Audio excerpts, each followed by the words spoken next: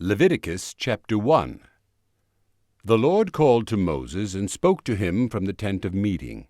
He said, "Speak to the Israelites and say to them, When any of you brings an offering to the Lord, bring as your offering an animal from either the herd or the flock.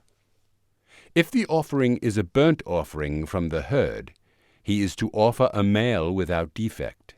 He must present it at the entrance to the tent of meeting, so that it will be acceptable to the Lord.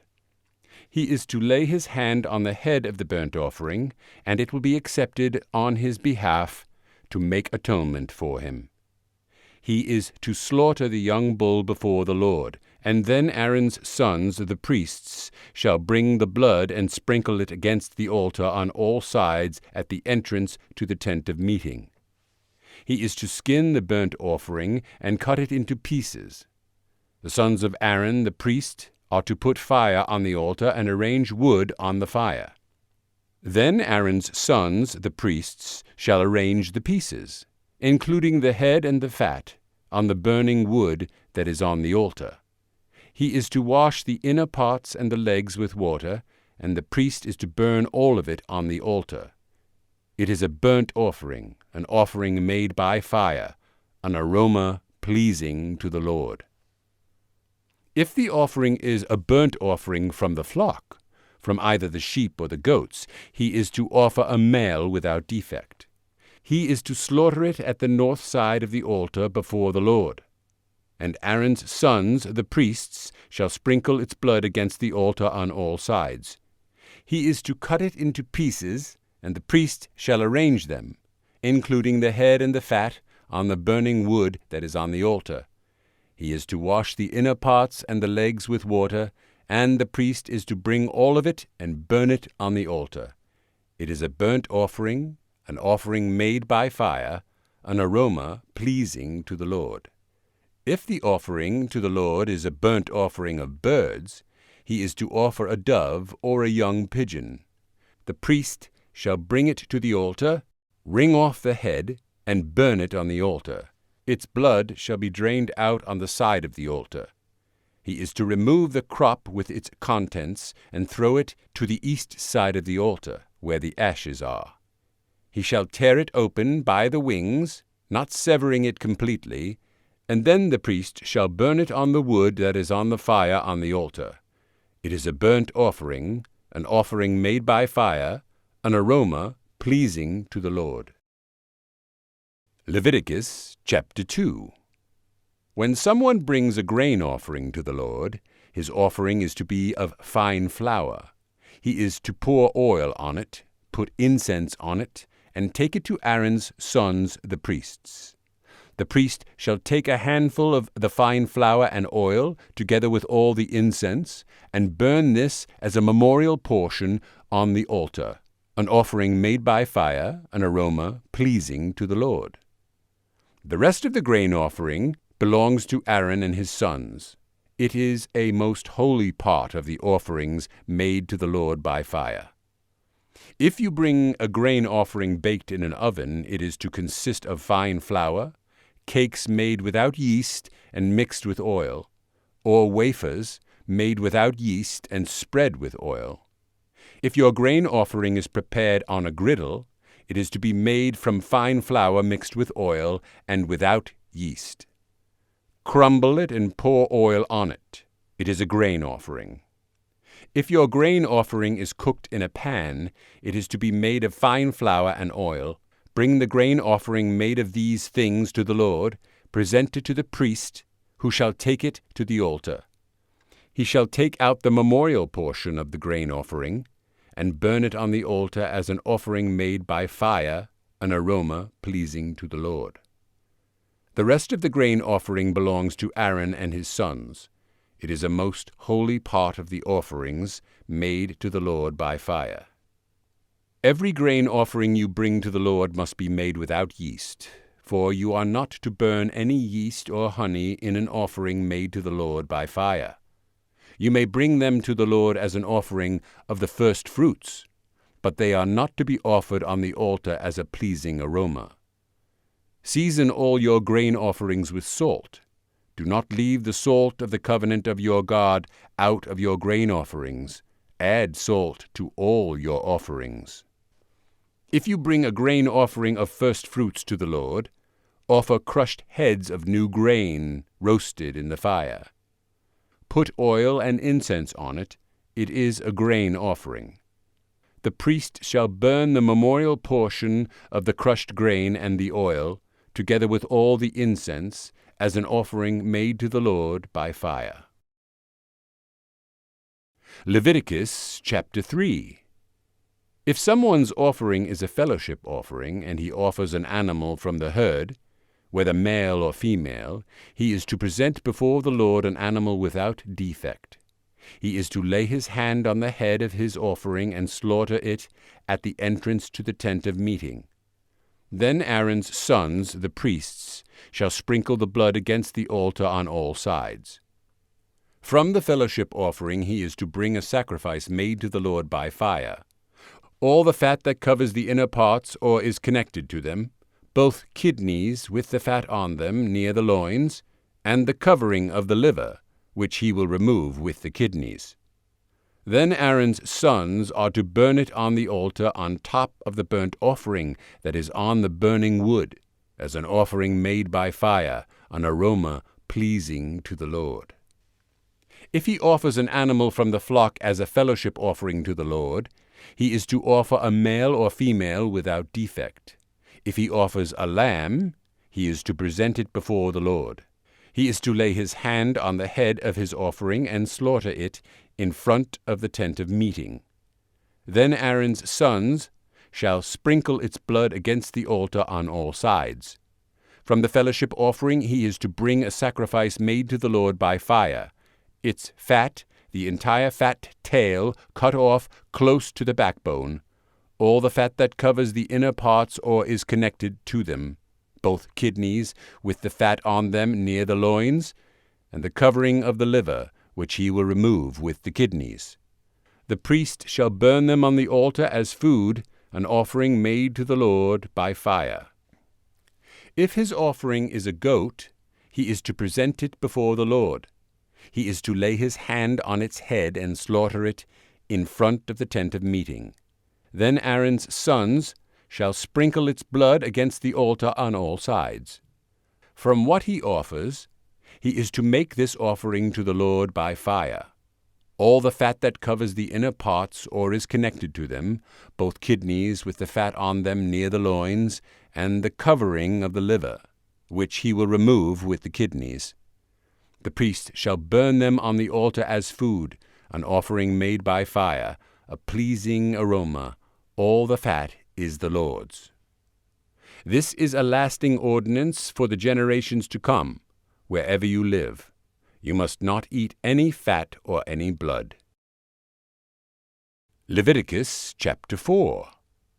The Lord said to Moses, "Say to the Israelites, when anyone sins unintentionally and does what is forbidden in any of the Lord's commands, if the anointed priest sins, bringing guilt on the people, he must bring to the Lord a young bull without defect as a sin offering for the sin he has committed. He is to present the bull at the entrance to the tent of meeting before the Lord. He is to lay his hand on its head and slaughter it before the Lord. Then the anointed priest shall take some of the bull's blood and carry it into the tent of meeting. He is to dip his finger into the blood and sprinkle some of it 7 times before the Lord, in front of the curtain of the sanctuary. The priest shall then put some of the blood on the horns of the altar of fragrant incense that is before the Lord in the tent of meeting. The rest of the bull's blood he shall pour out at the base of the altar of burnt offering at the entrance to the tent of meeting. He shall remove all the fat from the bull of the sin offering, the fat that covers the inner parts or is connected to them, both kidneys with the fat on them near the loins, and the covering of the liver, which he will remove with the kidneys, just as the fat is removed from the ox sacrificed as a fellowship offering. Then the priest shall burn them on the altar of burnt offering. But the hide of the bull and all its flesh, as well as the head and legs, the inner parts and offal, That is, all the rest of the bull he must take outside the camp to a place ceremonially clean, where the ashes are thrown, and burn it in a wood fire on the ash heap. If the whole Israelite community sins unintentionally and does what is forbidden in any of the Lord's commands, even though the community is unaware of the matter, they are guilty. When they become aware of the sin they committed, the assembly must bring a young bull as a sin offering and present it before the tent of meeting. The elders of the community are to lay their hands on the bull's head before the Lord, and the bull shall be slaughtered before the Lord. Then the anointed priest is to take some of the bull's blood into the tent of meeting. He shall dip his finger into the blood and sprinkle it before the Lord 7 times in front of the curtain. He is to put some of the blood on the horns of the altar that is before the Lord in the tent of meeting. The rest of the blood he shall pour out at the base of the altar of burnt offering at the entrance to the tent of meeting. He shall remove all the fat from it and burn it on the altar, and do with this bull just as he did with the bull for the sin offering. In this way the priest will make atonement for them, and they will be forgiven. Then he shall take the bull outside the camp and burn it as he burned the first bull. This is the sin offering for the community. When a leader sins unintentionally and does what is forbidden in any of the commands of the Lord his God, he is guilty. When he is made aware of the sin he committed, he must bring as his offering a male goat without defect. He is to lay his hand on the goat's head and slaughter it at the place where the burnt offering is slaughtered before the Lord. It is a sin offering. Then the priest shall take some of the blood of the sin offering with his finger and put it on the horns of the altar of burnt offering, and pour out the rest of the blood at the base of the altar. He shall burn all the fat on the altar as he burned the fat of the fellowship offering. In this way the priest will make atonement for the man's sin, and he will be forgiven. If a member of the community sins unintentionally and does what is forbidden in any of the Lord's commands, he is guilty. When he is made aware of the sin he committed, he must bring as his offering for the sin he committed a female goat without defect. He is to lay his hand on the head of the sin offering and slaughter it at the place of the burnt offering. Then the priest is to take some of the blood with his finger and put it on the horns of the altar of burnt offering, and pour out the rest of the blood at the base of the altar. He shall remove all the fat, just as the fat is removed from the fellowship offering, and the priest shall burn it on the altar as an aroma pleasing to the Lord. In this way the priest will make atonement for him, and he will be forgiven. If he brings a lamb as his sin offering, he is to bring a female without defect. He is to lay his hand on its head and slaughter it for a sin offering at the place where the burnt offering is slaughtered. Then the priest shall take some of the blood of the sin offering with his finger and put it on the horns of the altar of burnt offering, and pour out the rest of the blood at the base of the altar. He shall remove all the fat, just as the fat is removed from the lamb of the fellowship offering, and the priest shall burn it on the altar on top of the offerings made to the Lord by fire. In this way the priest will make atonement for him for the sin he has committed, and he will be forgiven. Leviticus chapter 5. If a person sins because he does not speak up when he hears a public charge to testify regarding something he has seen or learned about, he will be held responsible. Or if a person touches anything ceremonially unclean, whether the carcasses of unclean wild animals, or of unclean livestock, or of unclean creatures that move along the ground, even though he is unaware of it, he has become unclean and is guilty. Or if he touches human uncleanness, anything that would make him unclean, even though he is unaware of it, when he learns of it, he will be guilty.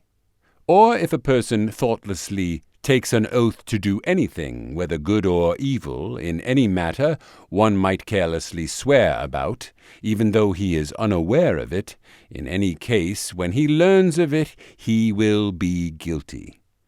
When anyone is guilty in any of these ways, he must confess in what way he has sinned, and, as a penalty for the sin he has committed, he must bring to the Lord a female lamb or goat from the flock as a sin offering, and the priest shall make atonement for him for his sin. If he cannot afford a lamb, he is to bring 2 doves or 2 young pigeons to the Lord as a penalty for his sin, one for a sin offering and the other for a burnt offering. He is to bring them to the priest, who shall first offer the one for the sin offering. He is to wring its head from its neck, not severing it completely, and is to sprinkle some of the blood of the sin offering against the side of the altar. The rest of the blood must be drained out at the base of the altar. It is a sin offering. The priest shall then offer the other as a burnt offering in the prescribed way, and make atonement for him for the sin he has committed, and he will be forgiven. If, however, he cannot afford 2 doves or 2 young pigeons, he is to bring as an offering for his sin 1/10 of an ephah of fine flour for a sin offering. He must not put oil or incense on it, because it is a sin offering. He is to bring it to the priest, who shall take a handful of it as a memorial portion and burn it on the altar on top of the offerings made to the Lord by fire. It is a sin offering. In this way the priest will make atonement for him for any of these sins he has committed, and he will be forgiven. The rest of the offering will belong to the priest, as in the case of the grain offering. The Lord said to Moses, "When a person commits a violation and sins unintentionally in regard to any of the Lord's holy things, he is to bring to the Lord as a penalty a ram from the flock, one without defect, and of the proper value in silver, according to the sanctuary shekel. It is a guilt offering. He must make restitution for what he has failed to do in regard to the holy things. Add 1/5 of the value to that and give it all to the priest, who will make atonement for him with the ram as a guilt offering, and he will be forgiven. If a person sins and does what is forbidden in any of the Lord's commands, even though he does not know it, he is guilty and will be held responsible. He is to bring to the priest as a guilt offering a ram from the flock, one without defect and of the proper value. In this way the priest will make atonement for him for the wrong he has committed unintentionally, and he will be forgiven. It is a guilt offering.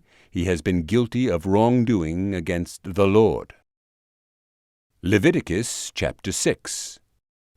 The Lord said to Moses, "If anyone sins and is unfaithful to the Lord by deceiving his neighbor about something entrusted to him, or left in his care, or stolen, or if he cheats him, or if he finds lost property and lies about it, or if he swears falsely, or if he commits any such sin that people may do, when he thus sins and becomes guilty, he must return what he has stolen or taken by extortion, or what was entrusted to him, or to the lost property he found, or whatever it was he swore falsely about.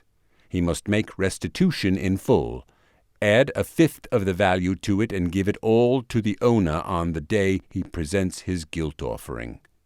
And as a penalty he must bring to the priest, that is, to the Lord, his guilt offering, a ram from the flock, one without defect and of the proper value.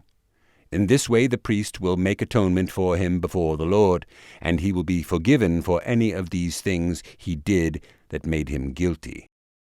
The Lord said to Moses, "Give Aaron and his sons this command. These are the regulations for the burnt offering. The burnt offering is to remain on the altar hearth throughout the night, till morning, and the fire must be kept burning on the altar.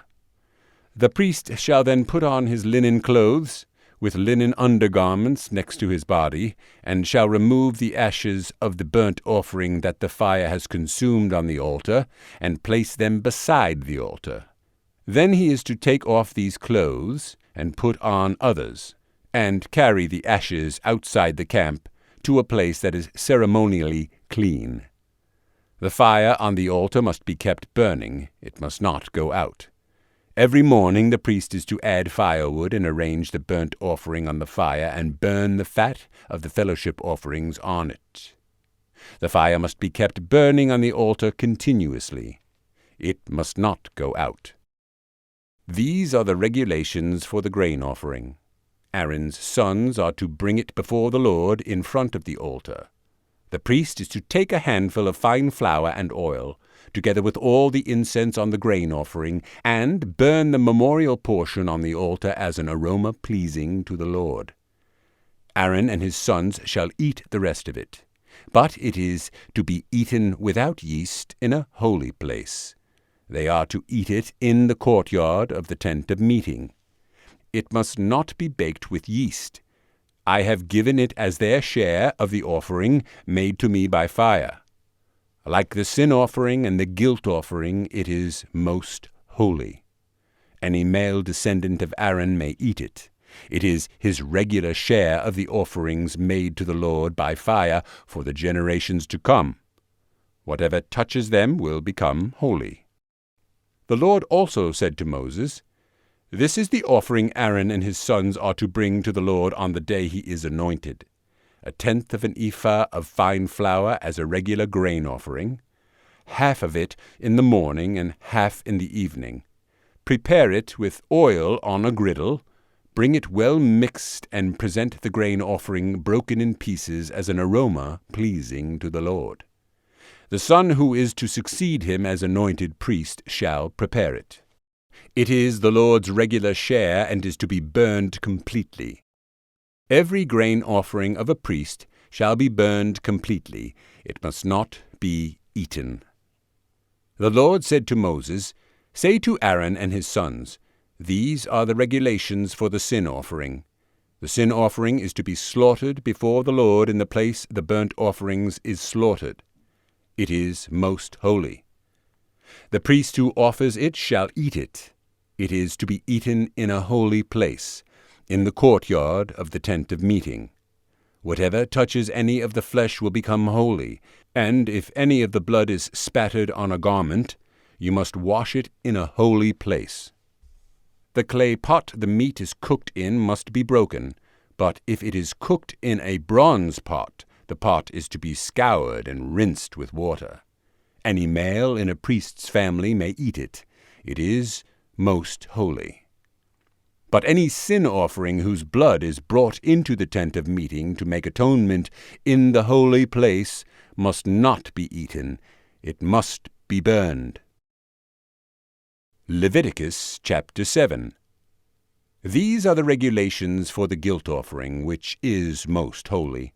The guilt offering is to be slaughtered in the place where the burnt offering is slaughtered, and its blood is to be sprinkled against the altar on all sides. All its fat shall be offered, the fat tail and the fat that covers the inner parts, both kidneys with the fat on them near the loins, and the covering of the liver, which is to be removed with the kidneys. The priest shall burn them on the altar as an offering made to the Lord by fire. It is a guilt offering. Any male in a priest's family may eat it, but it must be eaten in a holy place. It is most holy. The same law applies to both the sin offering and the guilt offering. They belong to the priest who makes atonement with them. The priest who offers a burnt offering for anyone may keep its hide for himself. Every grain offering baked in an oven or cooked in a pan or on a griddle belongs to the priest who offers it, and every grain offering, whether mixed with oil or dry, belongs equally to all the sons of Aaron. These are the regulations for the fellowship offering a person may present to the Lord. If he offers it as an expression of thankfulness, then along with this thank offering he is to offer cakes of bread made without yeast and mixed with oil, wafers made without yeast and spread with oil, and cakes of fine flour well kneaded and mixed with oil. Along with his fellowship offering of thanksgiving, he is to present an offering with cakes of bread made with yeast. He is to bring one of each kind as an offering, a contribution to the Lord. It belongs to the priest who sprinkles the blood of the fellowship offerings. The meat of his fellowship offering of thanksgiving must be eaten on the day it is offered. He must leave none of it till morning. If, however, his offering is the result of a vow or is a free will offering, the sacrifice shall be eaten on the day he offers it, but anything left over may be eaten on the next day. Any meat of the sacrifice left over till the third day must be burned up. If any meat of the fellowship offering is eaten on the third day, it will not be accepted. It will not be credited to the one who offered it, for it is impure. The person who eats any of it will be held responsible. Meat that touches anything ceremonially unclean must not be eaten. It must be burned up. As for other meat, anyone ceremonially clean may eat it. But if anyone who is unclean eats any meat of the fellowship offering belonging to the Lord, that person must be cut off from his people. If anyone touches something unclean, whether human uncleanness, or an unclean animal, or any unclean, detestable thing, and then eats any of the meat of the fellowship offering belonging to the Lord, that person must be cut off from his people. The Lord said to Moses, "Say to the Israelites, do not eat any of the fat of cattle, sheep, or goats. The fat of an animal found dead or torn by wild animals may be used for any other purpose, but you must not eat it. Anyone who eats the fat of an animal from which an offering by fire may be made to the Lord must be cut off from his people. And wherever you live, you must not eat the blood of any bird or animal. If anyone eats blood, that person must be cut off from his people." The Lord said to Moses, "Say to the Israelites, anyone who brings a fellowship offering to the Lord is to bring part of it as his sacrifice to the Lord. With his own hands he is to bring the offering made to the Lord by fire. He is to bring the fat together with the breast, and wave the breast before the Lord as a wave offering. The priest shall burn the fat on the altar, but the breast belongs to Aaron and his sons. You are to give the right thigh of your fellowship offering to the priest as a contribution. The son of Aaron, who offers the blood and the fat of the fellowship offering, shall have the right thigh as his share. From the fellowship offerings of the Israelites, I have taken the breast that is waved and the thigh that is presented, and have given them to Aaron the priest and his sons as their regular share from the Israelites. This is the portion of the offerings made to the Lord by fire that were allotted to Aaron and his sons on the day they were presented to serve the Lord as priests. On the day they were anointed, the Lord commanded that the Israelites give this to them as their regular share for the generations to come. These, then, are the regulations for the burnt offering, the grain offering, the sin offering, the guilt offering, the ordination offering, and the fellowship offering, which the Lord gave Moses on Mount Sinai on the day he commanded the Israelites to bring their offerings to the Lord in the desert of Sinai. Leviticus chapter 8. The Lord said to Moses, "Bring Aaron and his sons, their garments, the anointing oil, the bull for the sin offering, the 2 rams, and the basket containing bread made without yeast, and gather the entire assembly at the entrance to the tent of meeting." Moses did as the Lord commanded him, and the assembly gathered at the entrance to the tent of meeting. Moses said to the assembly, "This is what the Lord has commanded to be done." Then Moses brought Aaron and his sons forward and washed them with water. He put the tunic on Aaron, tied the sash around him, clothed him with the robe, and put the ephod on him. He also tied the ephod to him, by its skillfully woven waistband, so it was fastened on him. He placed the breastpiece on him, and put the Urim and Thummim in the breastpiece. Then he placed the turban on Aaron's head, and set the gold plate, the sacred diadem, on the front of it, as the Lord commanded Moses. Then Moses took the anointing oil and anointed the tabernacle and everything in it, and so consecrated them. He sprinkled some of the oil on the altar 7 times, anointing the altar and all its utensils and the basin with its stand to consecrate them. He poured some of the anointing oil on Aaron's head, and anointed him to consecrate him. Then he brought Aaron's sons forward, put tunics on them, tied sashes around them, and put headbands on them, as the Lord commanded Moses. He then presented the bull for the sin offering, and Aaron and his sons laid their hands on its head. Moses slaughtered the bull and took some of the blood, and with his finger he put it on all the horns of the altar to purify the altar. He poured out the rest of the blood at the base of the altar. So he consecrated it to make atonement for it. Moses also took all the fat around the inner parts, the covering of the liver, and both kidneys and their fat, and burned it on the altar. But the bull with its hide and its flesh and its offal he burned up outside the camp, as the Lord commanded Moses. He then presented the ram for the burnt offering, and Aaron and his sons laid their hands on its head. Then Moses slaughtered the ram and sprinkled the blood against the altar on all sides. He cut the ram into pieces and burned the head, the pieces, and the fat. He washed the inner parts and the legs with water, and burned the whole ram on the altar as a burnt offering, a pleasing aroma, an offering made to the Lord by fire, as the Lord commanded Moses. He then presented the other ram, the ram for the ordination, and Aaron and his sons laid their hands on its head. Moses slaughtered the ram and took some of its blood and put it on the lobe of Aaron's right ear, on the thumb of his right hand, and on the big toe of his right foot. Moses also brought Aaron's sons forward and put some of the blood on the lobes of their right ears, on the thumbs of their right hands, and on the big toes of their right feet.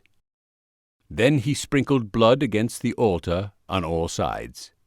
He took the fat tail, all the fat around the inner parts, the covering of the liver, both kidneys and their fat, and the right thigh. Then from the basket of bread made without yeast, which was before the Lord, he took a cake of bread, and one made with oil, and a wafer. He put these on the fat portions and on the right thigh. He put all these in the hands of Aaron and his sons, and waved them before the Lord as a wave offering. Then Moses took them from their hands, and burned them on the altar on top of the burnt offering as an ordination offering, a pleasing aroma, an offering made to the Lord by fire. He also took the breast, Moses' share of the ordination ram, and waved it before the Lord as a wave offering, as the Lord commanded Moses. Then Moses took some of the anointing oil and some of the blood from the altar, and sprinkled them on Aaron and his garments, and on his sons and their garments. So he consecrated Aaron and his garments, and his sons and their garments.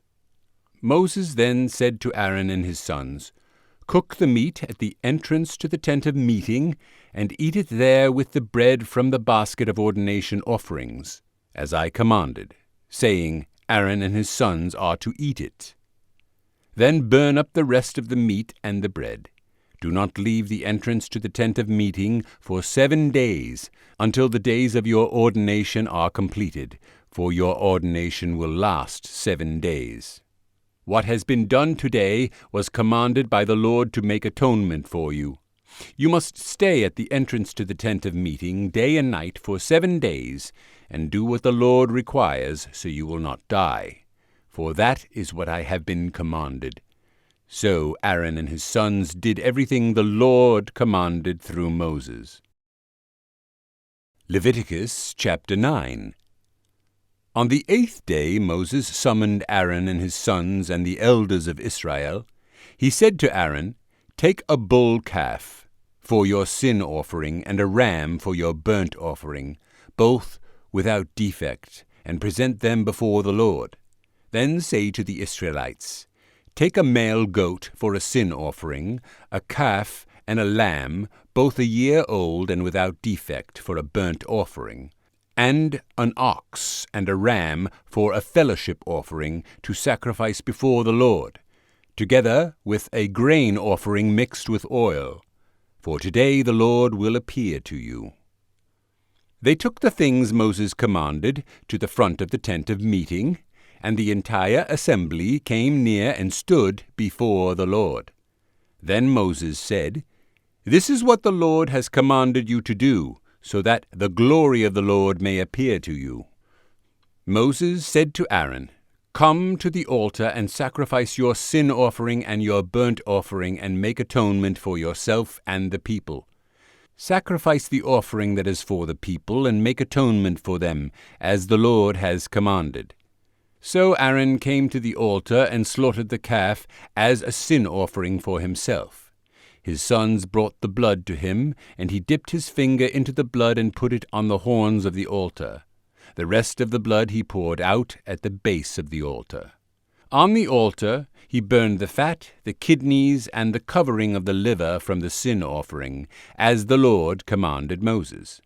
The flesh and the hide were burned up outside the camp. Then he slaughtered the burnt offering. His sons handed him the blood, and he sprinkled it against the altar on all sides. They handed him the burnt offering piece by piece, including the head, and he burned them on the altar. He washed the inner parts and the legs and burned them on top of the burnt offering on the altar. Aaron then brought the offering that was for the people. He took the goat for the people's sin offering and slaughtered it, and offered it for a sin offering as he did with the first one. He brought the burnt offering and offered it in the prescribed way. He also brought the grain offering, took a handful of it, and burned it on the altar in addition to the morning's burnt offering.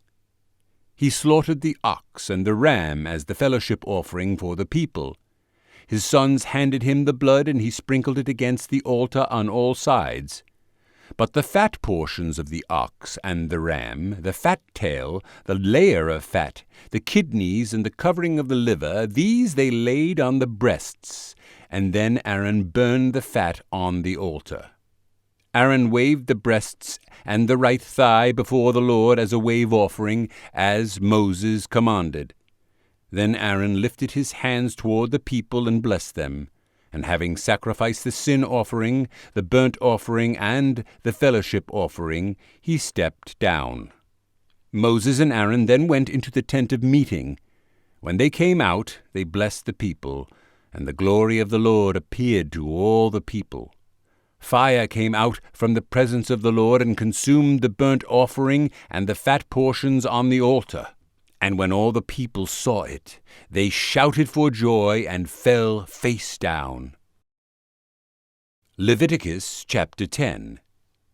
Aaron's sons Nadab and Abihu took their censers, put fire in them, and added incense, and they offered unauthorized fire before the Lord, contrary to his command.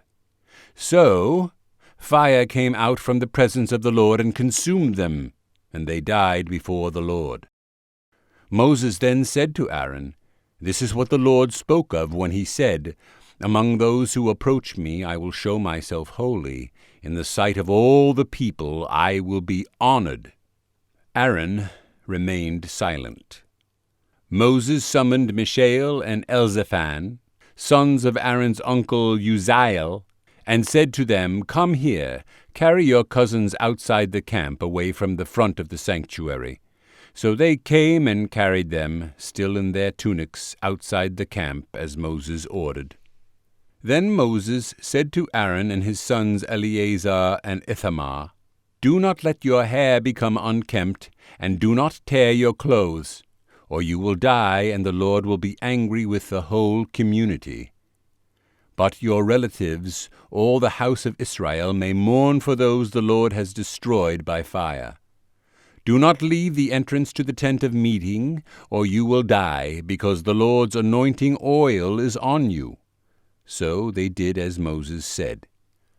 Then the Lord said to Aaron, "You and your sons are not to drink wine or other fermented drink whenever you go into the tent of meeting, or you will die.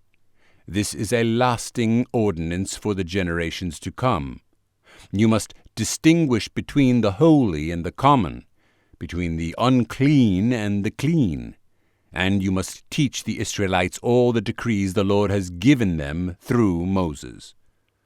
Moses said to Aaron and his remaining sons, Eleazar and Ithamar, "Take the grain offering left over from the offerings made to the Lord by fire, and eat it prepared without yeast beside the altar, for it is most holy. Eat it in a holy place, because it is your share and your son's share of the offerings made to the Lord by fire, for so I have been commanded. But you and your sons and your daughters may eat the breast that was waved and the thigh that was presented. Eat them in a ceremonially clean place. They have been given to you and your children as your share of the Israelites' fellowship offerings. The thigh that was presented and the breast that was waved must be brought with the fat portions of the offerings made by fire to be waved before the Lord as a wave offering. This will be the regular share for you and your children, as the Lord has commanded." When Moses inquired about the goat of the sin offering and found that it had been burned up, he was angry with Eleazar and Ithamar, Aaron's remaining sons, and asked, "Why didn't you eat the sin offering in the sanctuary area? It is most holy. It was given to you to take away the guilt of the community by making atonement for them before the Lord. Since its blood was not taken into the holy place, you should have eaten the goat in the sanctuary area, as I commanded." Aaron replied to Moses, "Today they sacrifice their sin offering and their burnt offering before the Lord, but such things as this have happened to me. Would the Lord have been pleased if I had eaten the sin offering today?" When Moses heard this, he was satisfied. Leviticus chapter 11. The Lord said to Moses and Aaron, "Say to the Israelites, of all the animals that live on the land, these are the ones you may eat. You may eat any animal that has a divided hoof, and that chews the cud. There are some that only chew the cud or only have a divided hoof, but you must not eat them. The camel, though it chews the cud, does not have a divided hoof. It is ceremonially unclean for you. The hyrax, though it chews the cud, does not have a divided hoof. It is unclean for you. The rabbit, though it chews the cud, does not have a divided hoof. It is unclean for you. And the pig, though it has a divided hoof, does not chew the cud. It is unclean for you. You must not eat their meat or touch their carcasses. They are unclean for you. Of all the creatures living in the water of the seas and the streams, you may eat any that have fins and scales. But all creatures in the seas or streams that do not have fins and scales, whether among all the swarming things or among all the other living creatures in the water, you are to regard as unclean. And since you are to regard them as unclean, you must not eat their meat. You must regard their carcasses as unclean. Anything living in the water that does not have fins and scales is to be regarded as unclean by you. These are the birds you are to regard as unclean and not eat because they are unclean: the eagle, the vulture, the black vulture, the red kite, any kind of black kite, any kind of raven, the horned owl, the screech owl, the gull, any kind of hawk, the little owl, the cormorant, the great owl, the white owl, the desert owl, the osprey, the stork, any kind of heron, the hoopoe, and the bat. All flying insects that walk on all fours are to be regarded as unclean by you. There are, however, some flying insects that walk on all fours that you may eat, those that have jointed legs for hopping on the ground. Of these you may eat any kind of locust, katydid, cricket, or grasshopper. But all other flying insects that have 4 legs you are to regard as unclean. You will make yourselves unclean by these. Whoever touches their carcasses will be unclean till evening. Whoever picks up one of their carcasses must wash their clothes, and they will be unclean till evening. Every animal that does not have a divided hoof or that does not chew the cud is unclean for you. Whoever touches the carcass of any of them will be unclean. Of all the animals that walk on all fours, those that walk on their paws are unclean for you. Whoever touches their carcasses will be unclean till evening. Anyone who picks up their carcasses must wash their clothes, and they will be unclean till evening. These animals are unclean for you.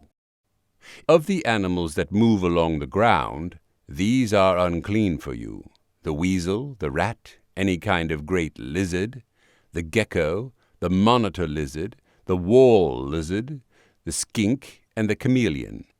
Of all those that move along the ground, these are unclean for you. Whoever touches them when they are dead will be unclean till evening. When one of them dies and falls on something, that article, whatever its use, will be unclean, whether it is made of wood, cloth, hide, or sackcloth. Put it in water, it will be unclean till evening, and then it will be clean. If one of them falls into a clay pot, everything in it will be unclean, and you must break the pot. Any food you are allowed to eat that has come into contact with water from any such pot is unclean, and any liquid that is drunk from such a pot is unclean. Anything that one of their carcasses falls on becomes unclean. An oven or cooking pot must be broken up. They are unclean, and you are to regard them as unclean. A spring, however, or a cistern for collecting water remains clean, but anyone who touches one of these carcasses is unclean. If a carcass falls on any seeds that are to be planted, they remain clean. But if water has been put on the seed, and a carcass falls on it, it is unclean for you. If an animal that you are allowed to eat dies, anyone who touches its carcass will be unclean till evening. Anyone who eats some of its carcass must wash their clothes, and they will be unclean till evening. Anyone who picks up the carcass must wash their clothes, and they will be unclean till evening. Every creature that moves along the ground is to be regarded as unclean. It is not to be eaten. You are not to eat any creature that moves along the ground, whether it moves on its belly, or walks on all fours, or on many feet. It is unclean. Do not defile yourselves by any of these creatures. Do not make yourselves unclean by means of them, or be made unclean by them. I am the Lord your God.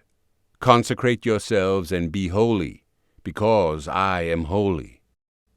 Do not make yourselves unclean by any creature that moves along the ground. I am the Lord, who brought you up out of Egypt to be your God. Therefore, be holy, because I am holy. These are the regulations concerning animals, birds, every living thing that moves about in the water, and every creature that moves along the ground. You must distinguish between the unclean and the clean, between living creatures that may be eaten and those that may not be eaten. Leviticus chapter 12. The Lord said to Moses, "Say to the Israelites, a woman who becomes pregnant and gives birth to a son will be ceremonially unclean for 7 days, just as she is unclean during her monthly period. On the 8th day the boy is to be circumcised. Then the woman must wait 33 days to be purified from her bleeding. She must not touch anything sacred or go to the sanctuary until the days of her purification are over. If she gives birth to a daughter, for 2 weeks the woman will be unclean, as during her period. Then she must wait 66 days to be purified from her bleeding. When the days of her purification for a son or daughter are over, she is to bring to the priest at the entrance to the tent of meeting a year-old lamb for a burnt offering and a young pigeon or a dove for a sin offering. He shall offer them before the Lord to make atonement for her, and then she will be ceremonially clean from her flow of blood. These are the regulations for the woman who gives birth to a boy or a girl. If she cannot afford a lamb, she is to bring 2 doves or 2 young pigeons, one for a burnt offering and the other for a sin offering. In this way the priest will make atonement for her, and she will be clean. Leviticus chapter 13. The Lord said to Moses and Aaron, "When anyone has a swelling or a rash or a bright spot on his skin that may become an infectious skin disease, he must be brought to Aaron the priest, or to one of his sons who is a priest. The priest is to examine the sore on his skin, and if the hair in the sore has turned white, and the sore appears to be more than skin deep, it is an infectious skin disease. When the priest examines him, he shall pronounce him ceremonially unclean. If the spot on his skin is white, but does not appear to be more than skin deep, and the hair in it has not turned white, the priest is to put the infected person in isolation for 7 days. On the 7th day the priest is to examine him, and if he sees that the sore is unchanged and has not spread in the skin, he is to keep him in isolation another 7 days. On the 7th day the priest is to examine him again, and if the sore has faded and has not spread in the skin, the priest shall pronounce him clean. It is only a rash. The man must wash his clothes, and he will be clean. But if the rash does spread in his skin after he has shown himself to the priest to be pronounced clean, he must appear before the priest again. The priest is to examine him, and if the rash has spread in the skin, he shall pronounce him unclean. It is an infectious disease. When anyone has an infectious skin disease, he must be brought to the priest. The priest is to examine him, and if there is a white swelling in the skin that has turned the hair white, and if there is raw flesh in the swelling, it is a chronic skin disease, and the priest shall pronounce him unclean. He is not to put him in isolation, because he is already unclean. If the disease breaks out all over his skin, and, so far as the priest can see, it covers all the skin of the infected person from head to foot, the priest is to examine him, and if the disease has covered his whole body, he shall pronounce that person clean. Since it has all turned white, he is clean.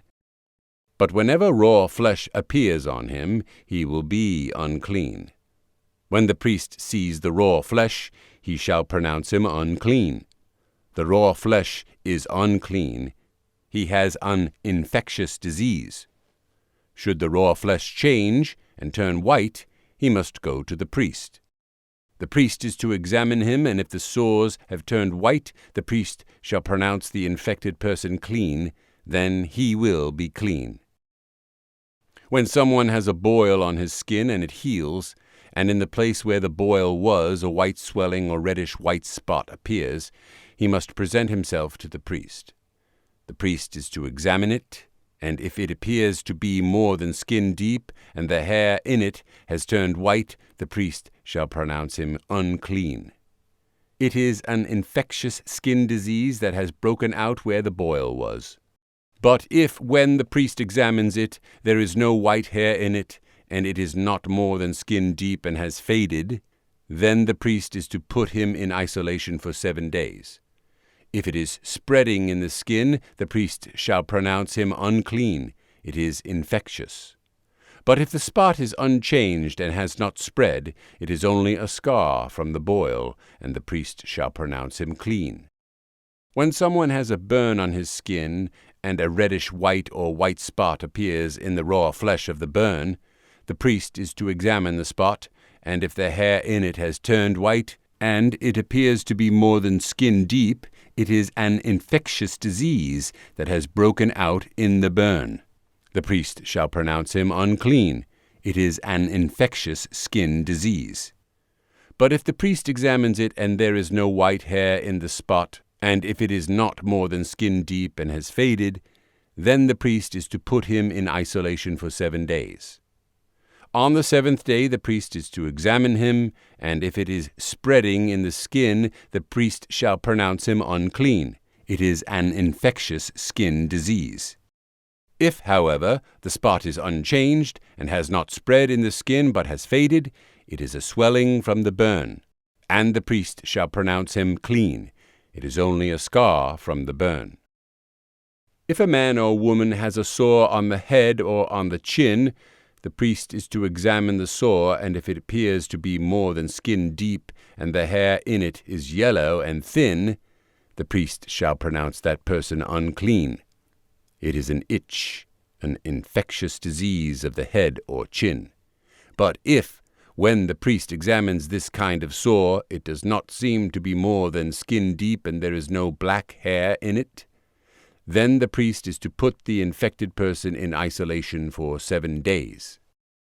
On the 7th day the priest is to examine the sore, and if the itch has not spread and there is no yellow hair in it, and it does not appear to be more than skin deep, he must be shaved except for the diseased area, and the priest is to keep him in isolation another 7 days. On the 7th day the priest is to examine the itch, and if it has not spread in the skin, and appears to be no more than skin deep, the priest shall pronounce him clean. He must wash his clothes, and he will be clean. But if the itch does spread in the skin after he is pronounced clean, the priest is to examine him, and if the itch has spread in the skin, the priest does not need to look for yellow hair. The person is unclean. If, however, in his judgment it is unchanged and black hair has grown in it, the itch is healed. He is clean, and the priest shall pronounce him clean. When a man or woman has white spots on the skin, the priest is to examine them, and if the spots are dull white, it is a harmless rash that has broken out on the skin. That person is clean. When a man has lost his hair and is bald, he is clean. If he has lost his hair from the front of his scalp and has a bald forehead, he is clean. But if he has a reddish-white sore on his bald head or forehead, it is an infectious disease breaking out on his head or forehead. The priest is to examine him, and if the swollen sore on his head or forehead is reddish-white like an infectious skin disease, the man is diseased and is unclean. The priest shall pronounce him unclean because of the sore on his head. The person with such an infectious disease must wear torn clothes, let his hair be unkempt, cover the lower part of his face, and cry out, "Unclean, unclean!" As long as he has the infection, he remains unclean. He must live alone. He must live outside the camp. If any clothing is contaminated with mildew, any woolen or linen clothing, any woven or knitted material of linen or wool, any leather or anything made of leather, and if the contamination in the clothing or leather or woven or knitted material or any leather article is greenish or reddish, it is a spreading mildew and must be shown to the priest. The priest is to examine the mildew and isolate the affected article for 7 days. On the 7th day he is to examine it, and if the mildew has spread in the clothing or the woven or knitted material or the leather, whatever its use, it is a destructive mildew. The article is unclean. He must burn up the clothing, or the woven or knitted material of wool or linen, or any leather article that has contamination in it, because the mildew is destructive. The article must be burned up. But if, when the priest examines it, the mildew has not spread in the clothing, or the woven or knitted material, or the leather article, he shall order that the contaminated article be washed. Then he is to isolate it for another 7 days. After the affected article has been washed, the priest is to examine it, and if the mildew has not changed its appearance, even though it has not spread, it is unclean. Burn it with fire, whether the mildew has affected one side or the other. If, when the priest examines it, the mildew has faded after the article has been washed, he is to tear the contaminated part out of the clothing, or the leather, or the woven or knitted material. But if it reappears in the clothing, or in the woven or knitted material, or in the leather article, it is spreading, and whatever has the mildew must be burned with fire. The clothing, or the woven or knitted material, or any leather article that has been washed and is rid of the mildew, must be washed again, and it will be clean. These are the regulations concerning contamination by mildew in woolen or linen clothing, woven or knitted material, or any leather article, for pronouncing them clean or unclean. Leviticus chapter 14. The Lord said to Moses, "These are the regulations for the diseased person at the time of his ceremonial cleansing, when he is brought to the priest. The priest is to go outside the camp and examine him. If the person has been healed of his infectious skin disease, the priest shall order that 2 live clean birds and some cedar wood, scarlet yarn and hyssop be brought for the one to be cleansed. Then the priest shall order that one of the birds be killed over fresh water in a clay pot. He is then to take the live bird and dip it, together with the cedar wood, the scarlet yarn, and the hyssop, into the blood of the bird that was killed over the fresh water. 7 times he shall sprinkle the one to be cleansed of the infectious disease and pronounce him clean. Then he is to release the live bird in the open fields. The person to be cleansed must wash his clothes, shave off all his hair, and bathe with water. Then he will be ceremonially clean. After this he may come into the camp, but he must stay outside his tent for 7 days. On the 7th day he must shave off all his hair. He must shave his head, his beard, his eyebrows, and the rest of his hair. He must wash his clothes and bathe himself with water, and he will be clean. On the 8th day he must bring 2 male lambs and 1 ewe lamb a year old, each without defect, along with 3/10 of an ephah of fine flour mixed with oil for a grain offering, and 1 log of oil. The priest who pronounces him clean shall present both the one to be cleansed and his offerings before the Lord at the entrance to the tent of meeting. Then the priest is to take 1 of the male lambs and offer it as a guilt offering, along with the log of oil. He shall wave them before the Lord as a wave offering. He is to slaughter the lamb in the holy place where the sin offering and the burnt offering are slaughtered. Like the sin offering, the guilt offering belongs to the priest. It is most holy. The priest is to take some of the blood of the guilt offering and put it on the lobe of the right ear of the one to be cleansed, on the thumb of his right hand, and on the big toe of his right foot. The priest shall then take some of the log of oil, pour it in the palm of his own left hand, dip his right forefinger into the oil in his palm, and with his finger sprinkle some of it before the Lord 7 times. The priest is to put some of the oil remaining in his palm on the lobe of the right ear of the one to be cleansed, on the thumb of his right hand, and on the big toe of his right foot, on top of the blood of the guilt offering. The rest of the oil in his palm the priest shall put on the head of the one to be cleansed, and make atonement for him before the Lord. Then the priest is to sacrifice the sin offering and make atonement for the one to be cleansed from his uncleanness. After that, the priest shall slaughter the burnt offering and offer it on the altar together with the grain offering, and make atonement for him, and he will be clean. If, however, he is poor and cannot afford these, he must take one male lamb as a guilt offering to be waved to make atonement for him, together with 1/10 of an ephah of fine flour mixed with oil for a grain offering, a log of oil, and 2 doves or 2 young pigeons, which he can afford, one for a sin offering and the other for a burnt offering. On the 8th day he must bring them for his cleansing to the priest at the entrance to the tent of meeting before the Lord. The priest is to take the lamb for the guilt offering, together with the log of oil, and wave them before the Lord as a wave offering.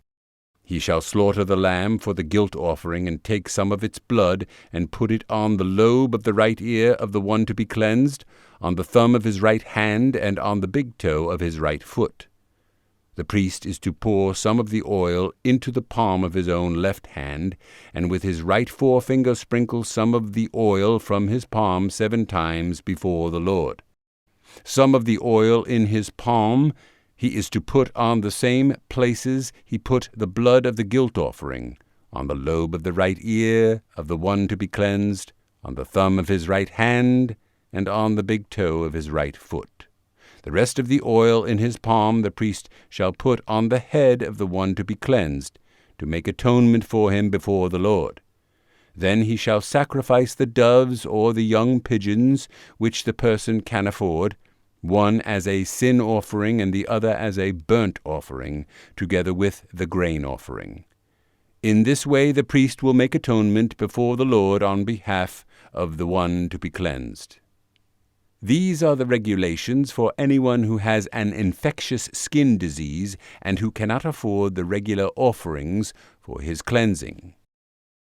The Lord said to Moses and Aaron, "When you enter the land of Canaan, which I am giving you as your possession, and I put a spreading mildew in a house in that land, the owner of the house must go and tell the priest, 'I have seen something that looks like mildew in my house.' The priest is to order the house to be emptied before he goes in to examine the mildew, so that nothing in the house will be pronounced unclean. After this, the priest is to go in and inspect the house. He is to examine the mildew on the walls, and if it has greenish or reddish depressions that appear to be deeper than the surface of the wall, the priest shall go out the doorway of the house and close it up for 7 days. On the 7th day the priest shall return to inspect the house. If the mildew has spread on the walls, he is to order that the contaminated stones be torn out and thrown into an unclean place outside the town. He must have all the inside walls of the house scraped, and the material that is scraped off dumped into an unclean place outside the town. Then they are to take other stones to replace these, and take new clay and plaster the house. If the mildew reappears in the house after the stones have been torn out and the house scraped and plastered, the priest is to go and examine it, and if the mildew has spread in the house, it is a destructive mildew. The house is unclean. It must be torn down, its stones, timbers, and all the plaster, and taken out of the town to an unclean place. Anyone who goes into the house while it is closed up will be unclean till evening. Anyone who sleeps or eats in the house must wash his clothes. But if the priest comes to examine it, and the mildew has not spread after the house has been plastered, he shall pronounce the house clean, because the mildew is gone.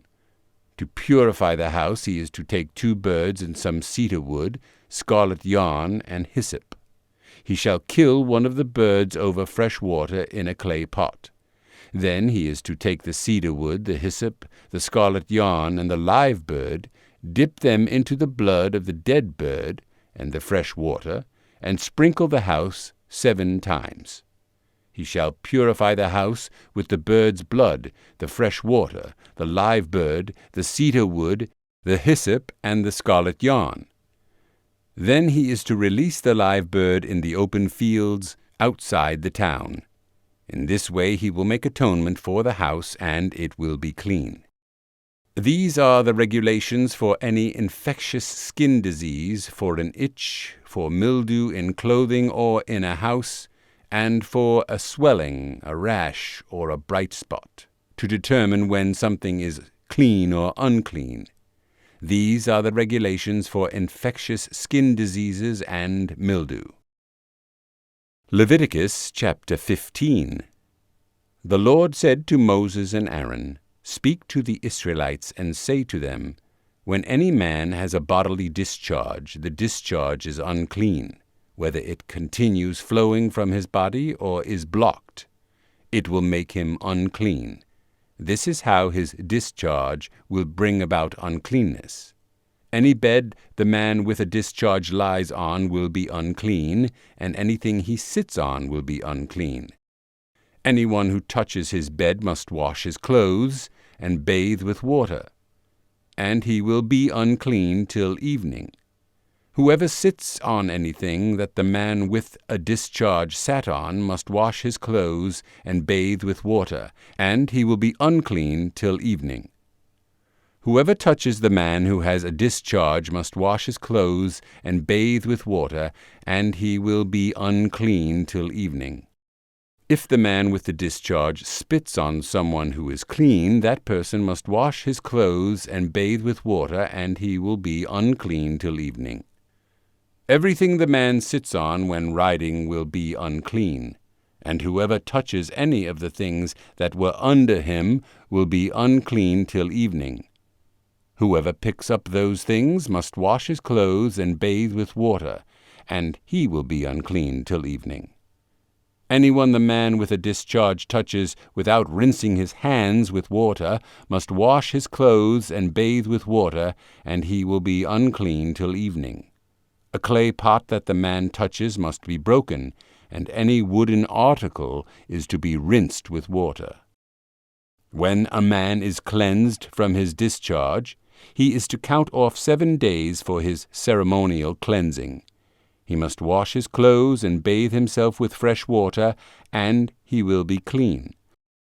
On the 8th day he must take 2 doves or 2 young pigeons, and come before the Lord to the entrance to the tent of meeting, and give them to the priest. The priest is to sacrifice them, the one for a sin offering and the other for a burnt offering. In this way he will make atonement before the Lord for the man because of his discharge. When a man has an emission of semen, he must bathe his whole body with water, and he will be unclean till evening. Any clothing or leather that has semen on it must be washed with water, and it will be unclean till evening. When a man lies with a woman, and there is an emission of semen, both must bathe with water, and they will be unclean till evening. When a woman has her regular flow of blood, the impurity of her monthly period will last 7 days, and anyone who touches her will be unclean till evening. Anything she lies on during her period will be unclean, and anything she sits on will be unclean. Whoever touches her bed must wash his clothes and bathe with water, and he will be unclean till evening. Whoever touches anything she sits on must wash his clothes and bathe with water, and he will be unclean till evening. Whether it is the bed or anything she was sitting on, when anyone touches it, he will be unclean till evening. If a man lies with her and her monthly flow touches him, he will be unclean for 7 days. Any bed he lies on will be unclean. When a woman has a discharge of blood for many days at a time other than her monthly period, or has a discharge that continues beyond her period, she will be unclean as long as she has the discharge, just as in the days of her period.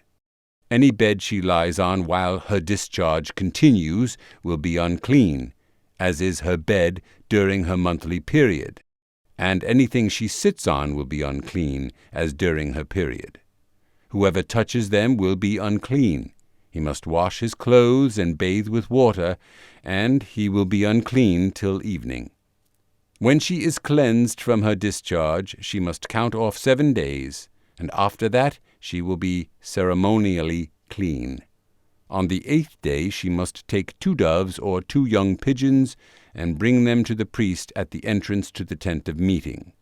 The priest is to sacrifice one for a sin offering and the other for a burnt offering. In this way he will make atonement for her before the Lord for the uncleanness of her discharge. You must keep the Israelites separate from things that make them unclean, so they will not die in their uncleanness for defiling my dwelling place, which is among them. These are the regulations for a man with a discharge, for anyone made unclean by an emission of semen, for a woman in her monthly period, for a man or a woman with a discharge, and for a man who lies with a woman who is ceremonially unclean. Leviticus chapter 16. The Lord spoke to Moses after the death of the 2 sons of Aaron who died when they approached the Lord. The Lord said to Moses, "Tell your brother Aaron not to come whenever he chooses into the most holy place behind the curtain in front of the atonement cover on the ark, or else he will die, because I appear in the cloud over the atonement cover." This is how Aaron is to enter the sanctuary area. With a young bull for a sin offering and a ram for a burnt offering, he is to put on the sacred linen tunic, with linen undergarments, next to his body. He is to tie the linen sash around him and put on the linen turban. These are sacred garments, so he must bathe himself with water before he puts them on. From the Israelite community, he is to take 2 male goats for a sin offering and a ram for a burnt offering. Aaron is to offer the bull for his own sin offering, to make atonement for himself and his household. Then he is to take the 2 goats and present them before the Lord at the entrance to the tent of meeting. He is to cast lots for the 2 goats, one lot for the Lord and the other for the scapegoat. Aaron shall bring the goat whose lot falls to the Lord and sacrifice it for a sin offering. But the goat chosen by lot as the scapegoat shall be presented alive before the Lord to be used for making atonement by sending it into the desert as a scapegoat. Aaron shall bring the bull for his own sin offering to make atonement for himself and his household, and he is to slaughter the bull for his own sin offering. He is to take a censer full of burning coals from the altar before the Lord and 2 handfuls of finely ground fragrant incense, and take them behind the curtain. He is to put the incense on the fire before the Lord, and the smoke of the incense will conceal the atonement cover above the testimony, so that he will not die. He is to take some of the bull's blood, and with his finger sprinkle it on the front of the atonement cover. Then he shall sprinkle some of it with his finger 7 times before the atonement cover. He shall then slaughter the goat for the sin offering for the people, and take its blood behind the curtain and do with it as he did with the bull's blood. He shall sprinkle it on the atonement cover and in front of it. In this way he will make atonement for the most holy place, because of the uncleanness and rebellion of the Israelites, whatever their sins have been. He is to do the same for the tent of meeting, which is among them in the midst of their uncleanness. No one is to be in the tent of meeting from the time Aaron goes in to make atonement in the most holy place until he comes out, having made atonement for himself, his household, and the whole community of Israel. Then he shall come out to the altar that is before the Lord and make atonement for it. He shall take some of the bull's blood and some of the goat's blood and put it on all the horns of the altar. He shall sprinkle some of the blood on it with his finger 7 times to cleanse it and to consecrate it from the uncleanness of the Israelites. When Aaron has finished making atonement for the most holy place, the tent of meeting, and the altar, he shall bring forward the live goat. He is to lay both hands on the head of the live goat and confess over it all the wickedness and rebellion of the Israelites, all their sins, and put them on the goat's head. He shall send the goat away into the desert in the care of a man appointed for the task. The goat will carry on itself all their sins to a solitary place, and the man shall release it in the desert. Then Aaron is to go into the tent of meeting and take off the linen garment he put on before he entered the most holy place, and he is to leave them there. He shall bathe himself with water in a holy place, and put on his regular garments. Then he shall come out and sacrifice the burnt offering for himself and the burnt offering for the people, to make atonement for himself and for the people. He shall also burn the fat of the sin offering on the altar. The man who releases the goat as a scapegoat must wash his clothes and bathe himself with water. Afterward he may come into the camp. The bull and the goat for the sin offerings, whose blood was brought into the most holy place to make atonement, must be taken outside the camp.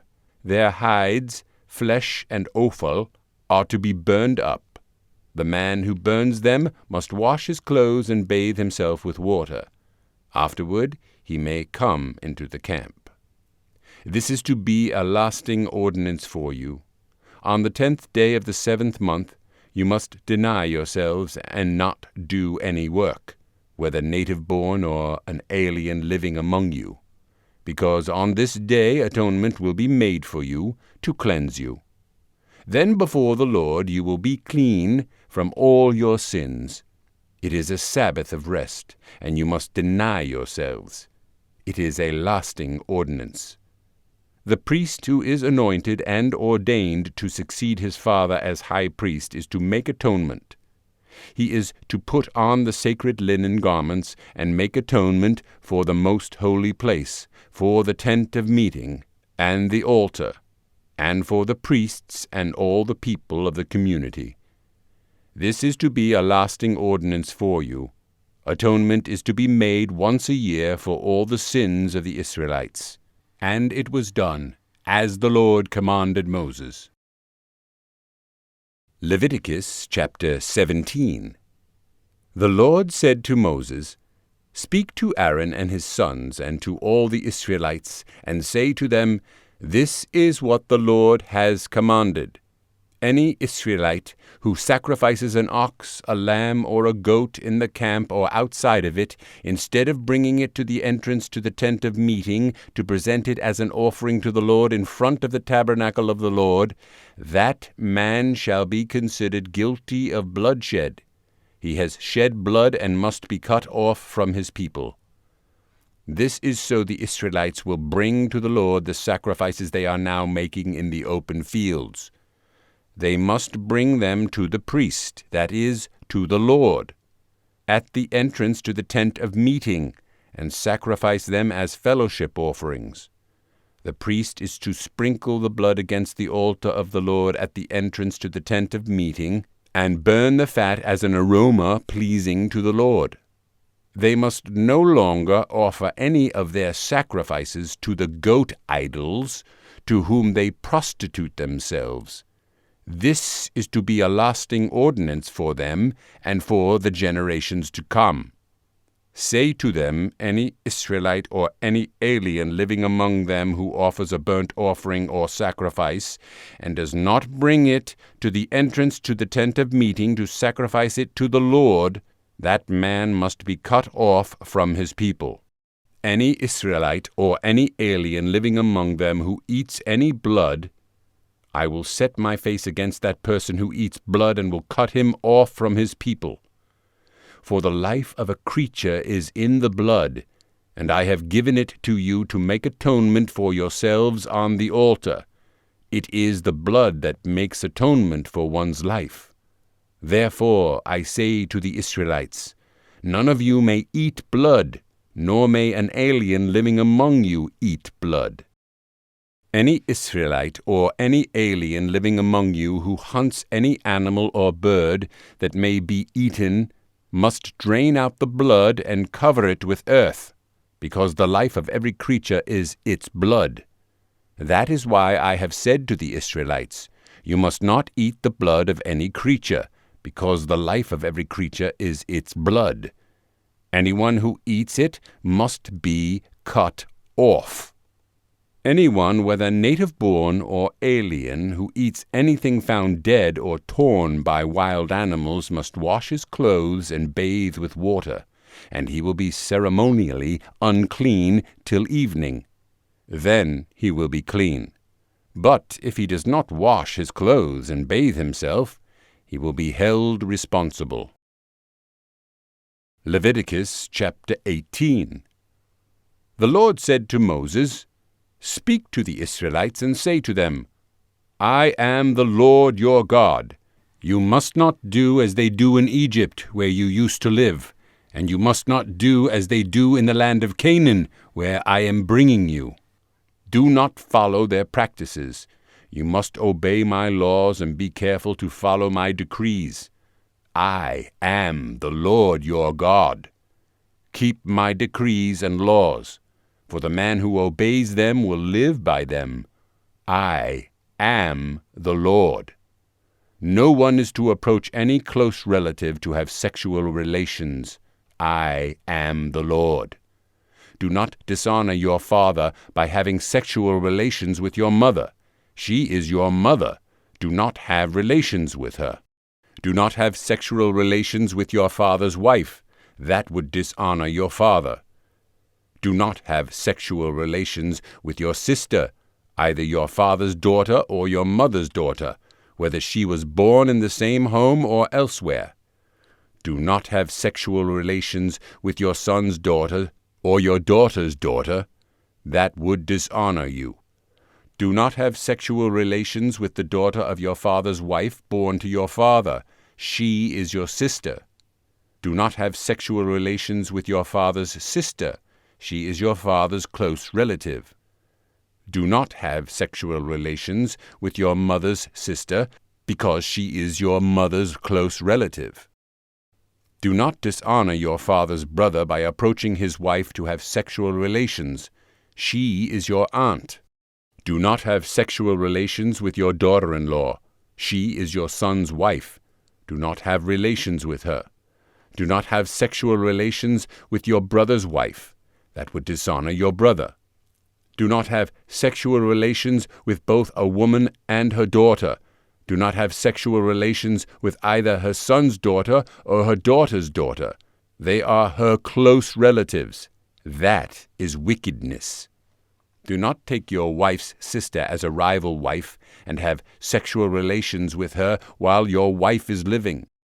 Do not approach a woman to have sexual relations during the uncleanness of her monthly period. Do not have sexual relations with your neighbor's wife and defile yourself with her. Do not give any of your children to be sacrificed to Molech, for you must not profane the name of your God. I am the Lord. Do not lie with a man as one lies with a woman. That is detestable. Do not have sexual relations with an animal and defile yourself with it. A woman must not present herself to an animal to have sexual relations with it. That is a perversion. Do not defile yourselves in any of these ways, because this is how the nations that I am going to drive out before you became defiled. Even the land was defiled. So I punished it for its sin, and the land vomited out its inhabitants. But you must keep my decrees and my laws. The native-born and the aliens living among you must not do any of these detestable things, for all these things were done by the people who lived in the land before you, and the land became defiled. And if you defile the land, it will vomit you out as it vomited out the nations that were before you. Everyone who does any of these detestable things, such persons must be cut off from their people. Keep my requirements and do not follow any of the detestable customs that were practiced before you came, and do not defile yourselves with them. I am the Lord your God. Leviticus chapter 19. The Lord said to Moses, "Speak to the entire assembly of Israel, and say to them, Be holy, because I, the Lord your God, am holy. Each of you must respect his mother and father, and you must observe my Sabbaths. I am the Lord your God. Do not turn to idols or make gods of cast metal for yourselves. I am the Lord your God. When you sacrifice a fellowship offering to the Lord, sacrifice it in such a way that it will be accepted on your behalf. It shall be eaten on the day you sacrifice it, or on the next day. Anything left over until the third day must be burned up. If any of it is eaten on the third day, it is impure and will not be accepted. Whoever eats it will be held responsible because he has desecrated what is holy to the Lord. That person must be cut off from his people. When you reap the harvest of your land, do not reap to the very edges of your field or gather the gleanings of your harvest. Do not go over your vineyard a second time or pick up the grapes that have fallen. Leave them for the poor and the alien. I am the Lord your God. Do not steal. Do not lie. Do not deceive one another. Do not swear falsely by my name and so profane the name of your God. I am the Lord. Do not defraud your neighbor or rob him. Do not hold back the wages of a hired man overnight. Do not curse the deaf or put a stumbling block in front of the blind, but fear your God. I am the Lord. Do not pervert justice. Do not show partiality to the poor or favoritism to the great, but judge your neighbor fairly. Do not go about spreading slander among your people. Do not do anything that endangers your neighbor's life. I am the Lord. Do not hate your brother in your heart. Rebuke your neighbor frankly, so you will not share in his guilt. Do not seek revenge or bear a grudge against one of your people, but love your neighbor as yourself. I am the Lord. Keep my decrees. Do not mate different kinds of animals. Do not plant your field with two kinds of seed. Do not wear clothing woven of two kinds of material. If a man sleeps with a woman who is a slave girl promised to another man, but who has not been ransomed or given her freedom, there must be due punishment. Yet they are not to be put to death, because she had not been freed. The man, however, must bring a ram to the entrance to the tent of meeting for a guilt offering to the Lord. With the ram of the guilt offering, the priest is to make atonement for him before the Lord for the sin he has committed, and his sin will be forgiven. When you enter the land and plant any kind of fruit tree, regard its fruit as forbidden. For 3 years you are to consider it forbidden. It must not be eaten. In the 4th year all its fruit will be holy, an offering of praise to the Lord. But in the 5th year you may eat its fruit. In this way your harvest will be increased. I am the Lord your God. Do not eat any meat with the blood still in it. Do not practice divination or sorcery. Do not cut the hair at the sides of your head or clip off the edges of your beard. Do not cut your bodies for the dead or put tattoo marks on yourselves. I am the Lord. Do not degrade your daughter by making her a prostitute, or the land will turn to prostitution and be filled with wickedness. Observe my Sabbaths and have reverence for my sanctuary. I am the Lord. Do not turn to mediums or seek out spiritists, for you will be defiled by them. I am the Lord your God. Rise in the presence of the aged. Show respect for the elderly and revere your God. I am the Lord. When an alien lives with you in your land, do not mistreat him. The alien living with you must be treated as one of your native born. Love him as yourself, for you were aliens in Egypt. I am the Lord your God. Do not use dishonest standards when measuring length, weight, or quantity. Use honest scales and honest weights, an honest ephah and an honest hin. I am the Lord your God who brought you out of Egypt. Keep all my decrees and all my laws and follow them. I am the Lord. Leviticus chapter 20. The Lord said to Moses, "Say to the Israelites, any Israelite or alien living in Israel who gives any of his children to Moloch must be put to death. The people of the community are to stone him. I will set my face against that man, and I will cut him off from his people. For by giving his children to Moloch, he has defiled my sanctuary and profaned my holy name. If the people of the community close their eyes when that man gives one of his children to Moloch, and they fail to put him to death, I will set my face against that man and his family, and will cut off from their people both him and all who follow him in prostituting themselves to Moloch. I will set my face against the person who turns to mediums and spiritists to prostitute himself by following them, and I will cut him off from his people. Consecrate yourselves and be holy, because I am the Lord your God. Keep my decrees and follow them. I am the Lord who makes you holy. If anyone curses his father or mother, he must be put to death. He has cursed his father or his mother, and his blood will be on his own head. If a man commits adultery with another man's wife, with the wife of his neighbor, both the adulterer and the adulteress must be put to death. If a man sleeps with his father's wife, he has dishonored his father. Both the man and the woman must be put to death. Their blood will be on their own heads. If a man sleeps with his daughter-in-law, both of them must be put to death. What they have done is a perversion. Their blood will be on their own heads.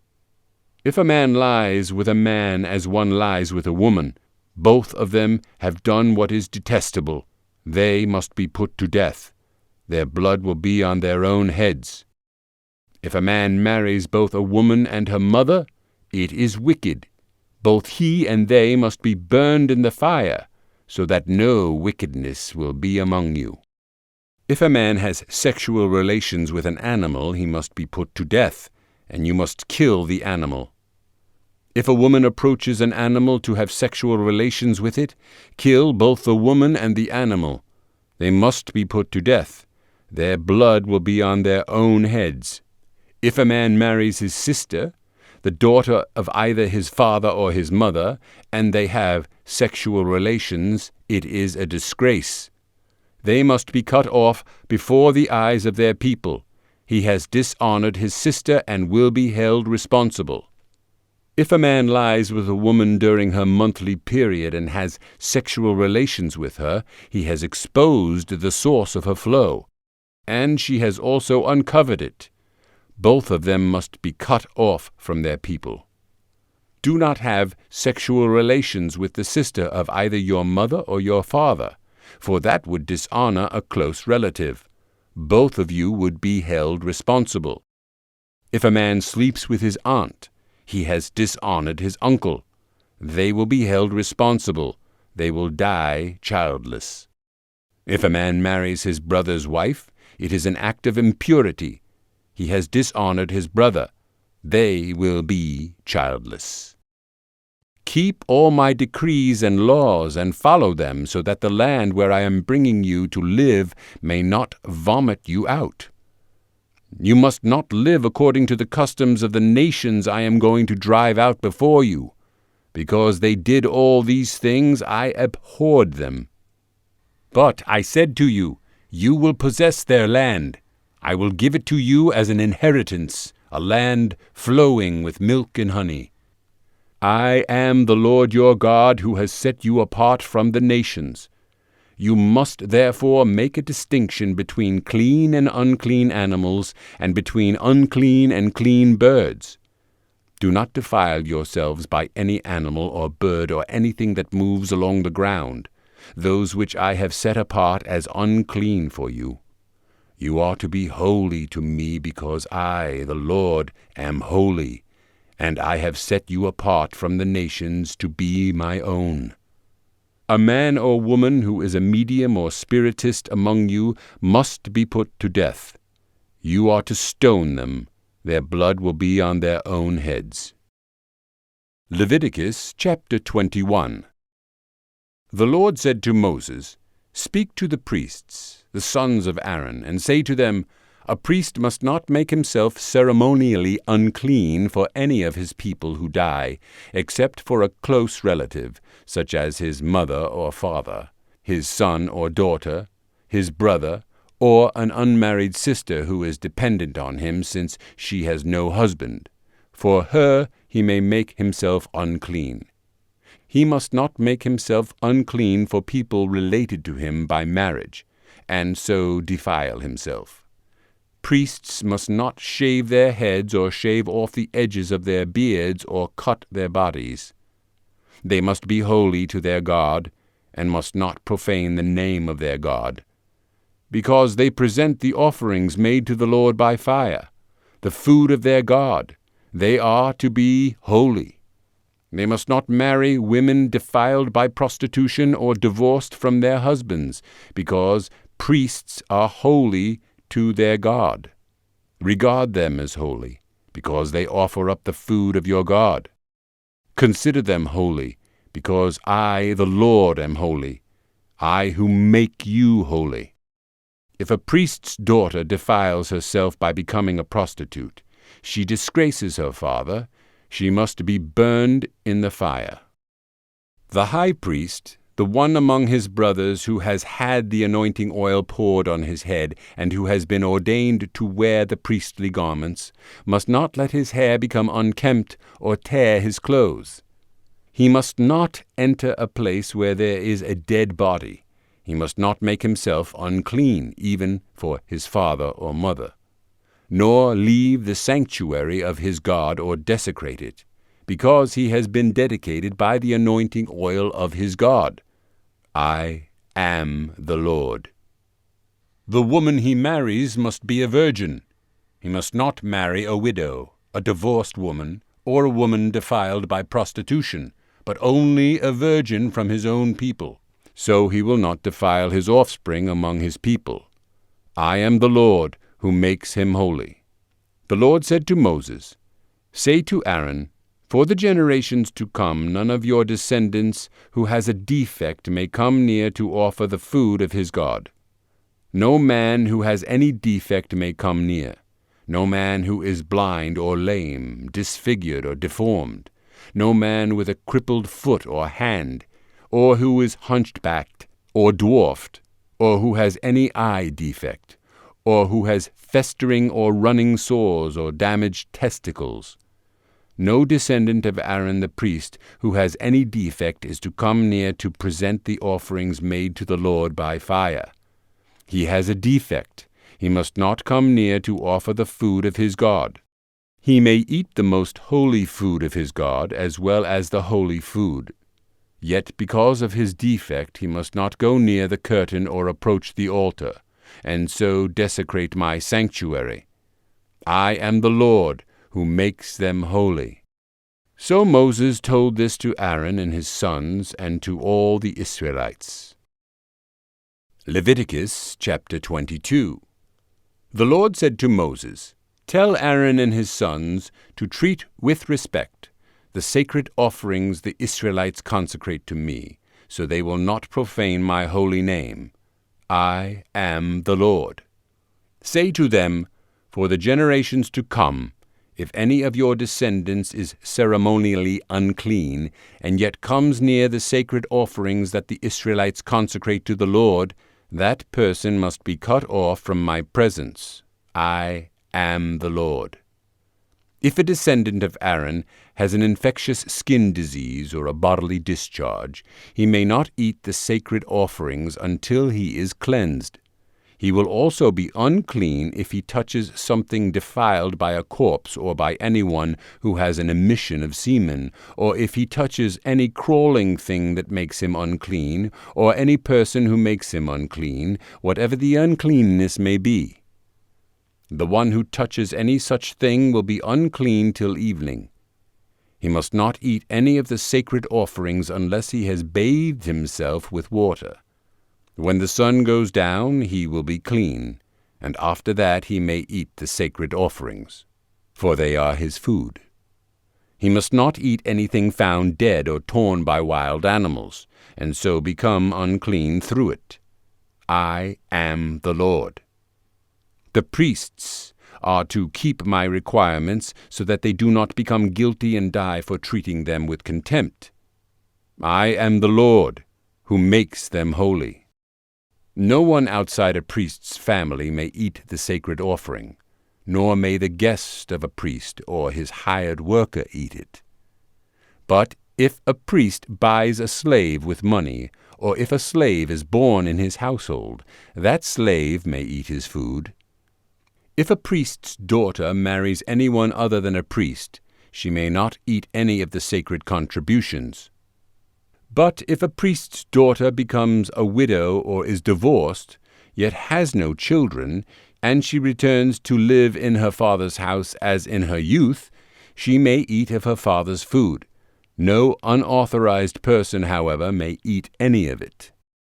If anyone eats a sacred offering by mistake, he must make restitution to the priest for the offering and add a fifth of the value to it.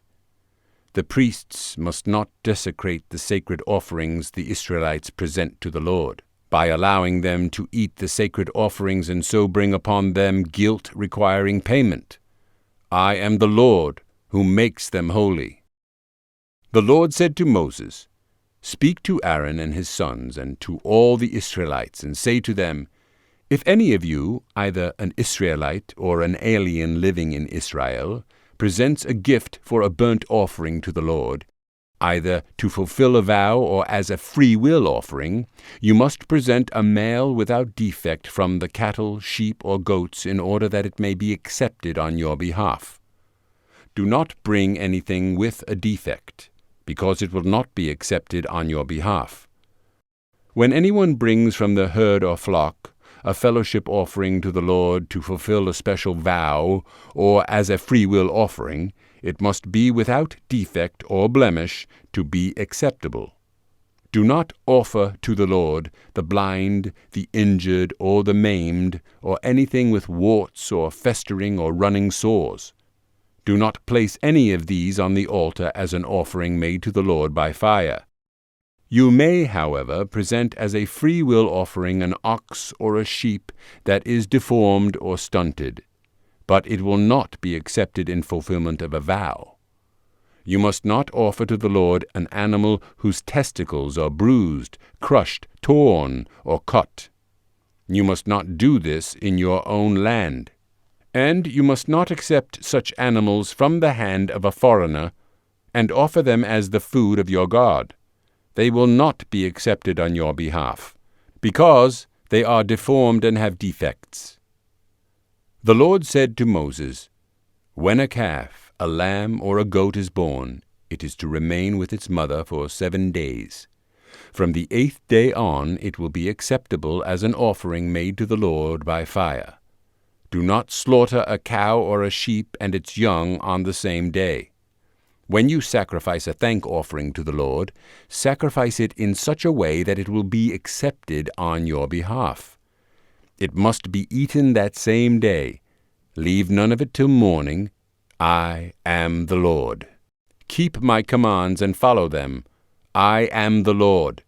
Do not profane my holy name.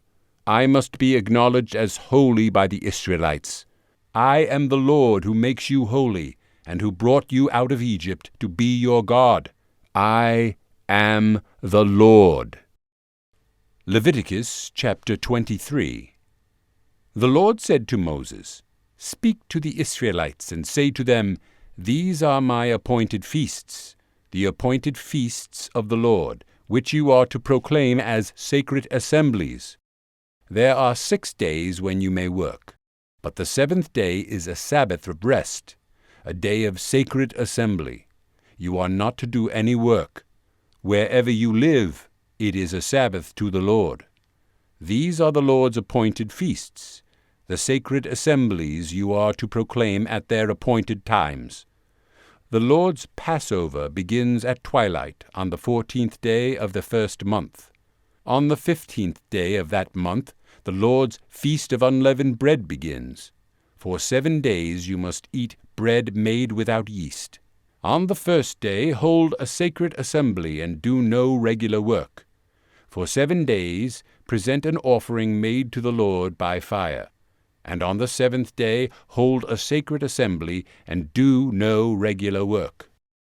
The Lord said to Moses, "Speak to the Israelites and say to them, When you enter the land I am going to give you, and you reap its harvest, bring to the priest a sheaf of the first grain you harvest. He is to wave the sheaf before the Lord so it will be accepted on your behalf. The priest is to wave it on the day after the Sabbath.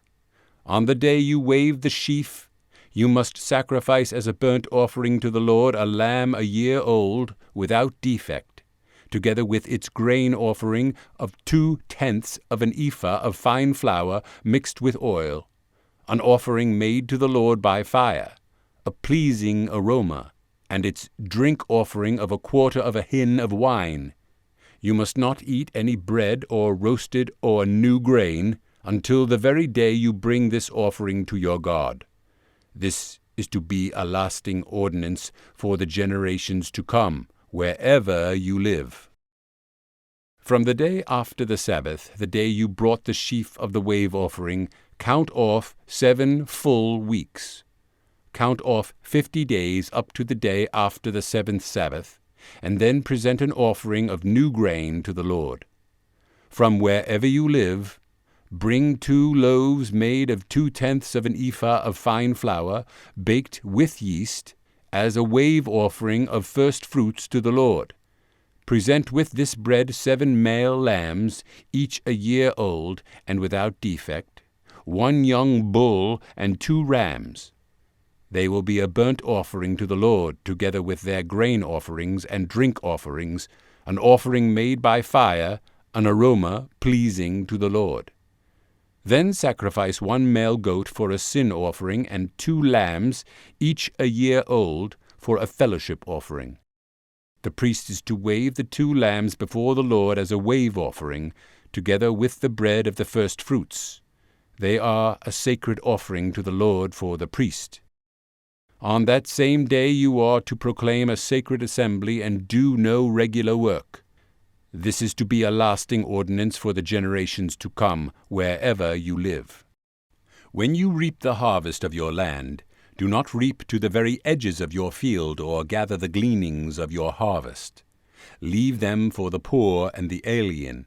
I am the Lord your God.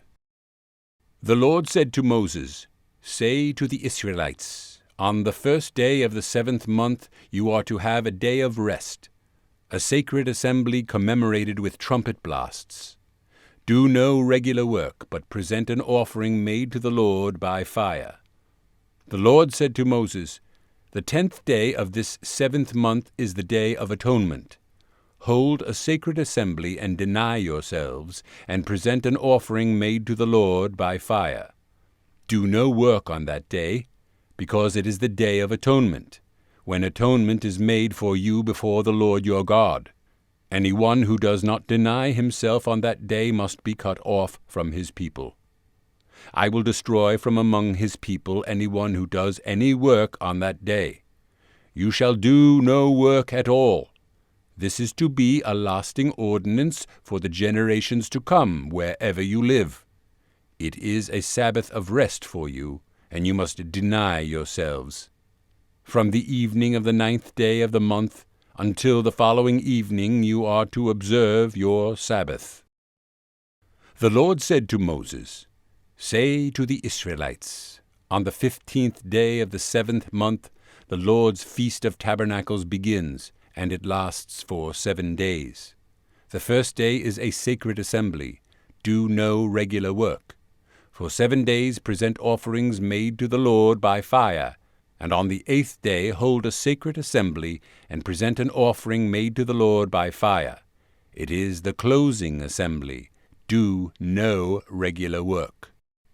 These are the Lord's appointed feasts, which you are to proclaim as sacred assemblies for bringing offerings made to the Lord by fire: the burnt offerings and grain offerings, sacrifices and drink offerings required for each day. These offerings are in addition to those for the Lord's Sabbath, and in addition to your gifts and whatever you have vowed, and all the freewill offerings you give to the Lord. So beginning with the 15th day of the 7th month, after you have gathered the crops of the land, celebrate the festival to the Lord for 7 days. The first day is a day of rest, and the 8th day is also a day of rest. On the first day you are to take choice fruit from the trees, and palm fronds, leafy branches, and poplars, and rejoice before the Lord your God for 7 days. Celebrate this as a festival to the Lord for 7 days each year. This is to be a lasting ordinance for the generations to come. Celebrate it in the 7th month. Live in booths for 7 days. All native-born Israelites are to live in booths, so your descendants will know that I had the Israelites live in booths when I brought them out of Egypt. I am the Lord your God. So Moses announced to the Israelites the appointed feasts of the Lord. Leviticus chapter 24. The Lord said to Moses, "Command the Israelites to bring you clear oil of pressed olives for the light, so that the lamps may be kept burning continually. Outside the curtain of the testimony in the tent of meeting, Aaron is to tend the lamps before the Lord from evening till morning continually. This is to be a lasting ordinance for the generations to come. The lamps on the pure gold lampstand before the Lord must be tended continually. Take fine flour and bake 12 loaves of bread, using 2/10 of an ephah for each loaf. Set them in 2 rows, 6 in each row, on the table of pure gold before the Lord. Along each row put some pure incense as a memorial portion to represent the bread and to be an offering made to the Lord by fire. This bread is to be set out before the Lord regularly, Sabbath after Sabbath, on behalf of the Israelites, as a lasting covenant. It belongs to Aaron and his sons, who are to eat it in a holy place, because it is a most holy part of their regular share of the offerings made to the Lord by fire. Now the son of an Israelite mother and an Egyptian father went out among the Israelites, and a fight broke out in the camp between him and an Israelite. The son of the Israelite woman blasphemed the name with a curse, so they brought him to Moses. His mother's name was Shelomith, the daughter of Dibri, the Danite. They put him in custody until the will of the Lord should be made clear to them. Then the Lord said to Moses, "Take the blasphemer outside the camp. All those who heard him are to lay their hands on his head, and the entire assembly is to stone him. Say to the Israelites, if anyone curses his God, he will be held responsible. Anyone who blasphemes the name of the Lord must be put to death. The entire assembly must stone him, whether an alien or a native born. When he blasphemes the name, he must be put to death. If anyone takes the life of a human being, he must be put to death. Anyone who takes the life of someone's animal must make restitution, life for life. If anyone injures his neighbor, whatever he has done must be done to him, fracture for fracture, eye for eye, tooth for tooth. As he has injured the other, so he is to be injured.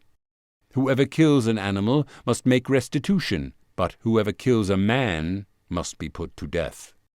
You are to have the same law for the alien and the native born. I am the Lord your God."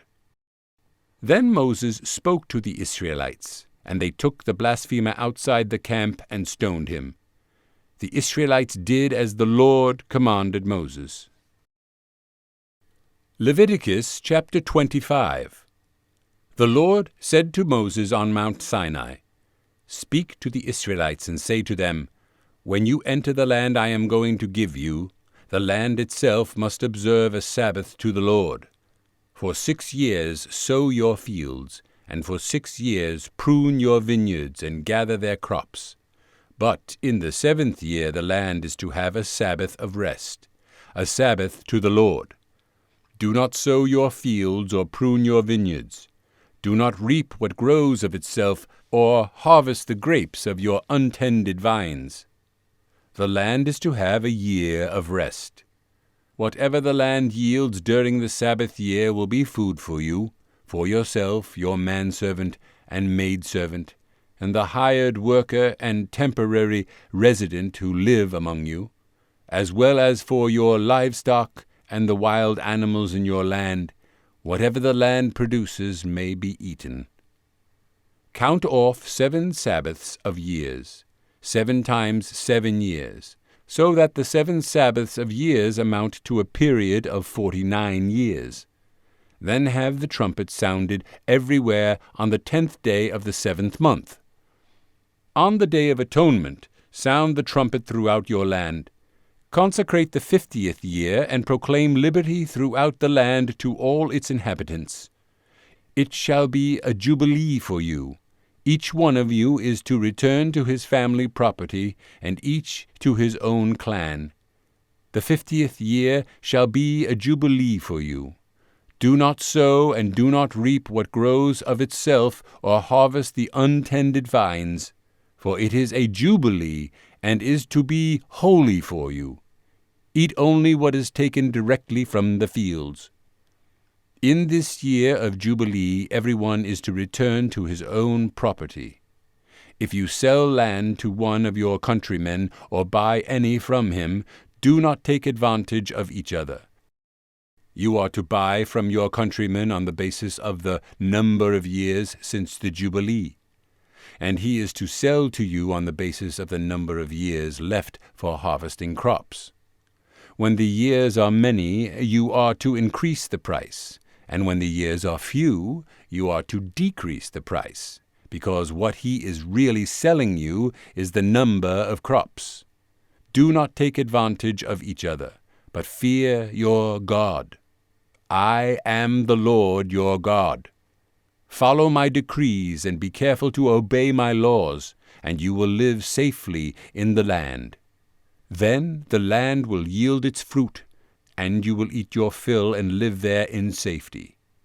You may ask, what will we eat in the 7th year if we do not plant or harvest our crops? I will send you such a blessing in the 6th year that the land will yield enough for 3 years. While you plant during the 8th year, you will eat from the old crop and will continue to eat from it until the harvest of the 9th year comes in. The land must not be sold permanently, because the land is mine, and you are but aliens and my tenants. Throughout the country that you hold as a possession, you must provide for the redemption of the land. If one of your countrymen becomes poor and sells some of his property, his nearest relative is to come and redeem what his countryman has sold. If, however, a man has no one to redeem it for him, but he himself prospers and acquires sufficient means to redeem it, he is to determine the value for the years since he sold it, and refund the balance to the man to whom he sold it. He can then go back to his own property. But if he does not acquire the means to repay him, what he sold will remain in the possession of the buyer until the year of Jubilee. It will be returned in the Jubilee, and he can then go back to his property. If a man sells a house in a walled city, he retains the right of redemption a full year after its sale. During that time he may redeem it. If it is not redeemed before a full year has passed, the house in the walled city shall belong permanently to the buyer and his descendants.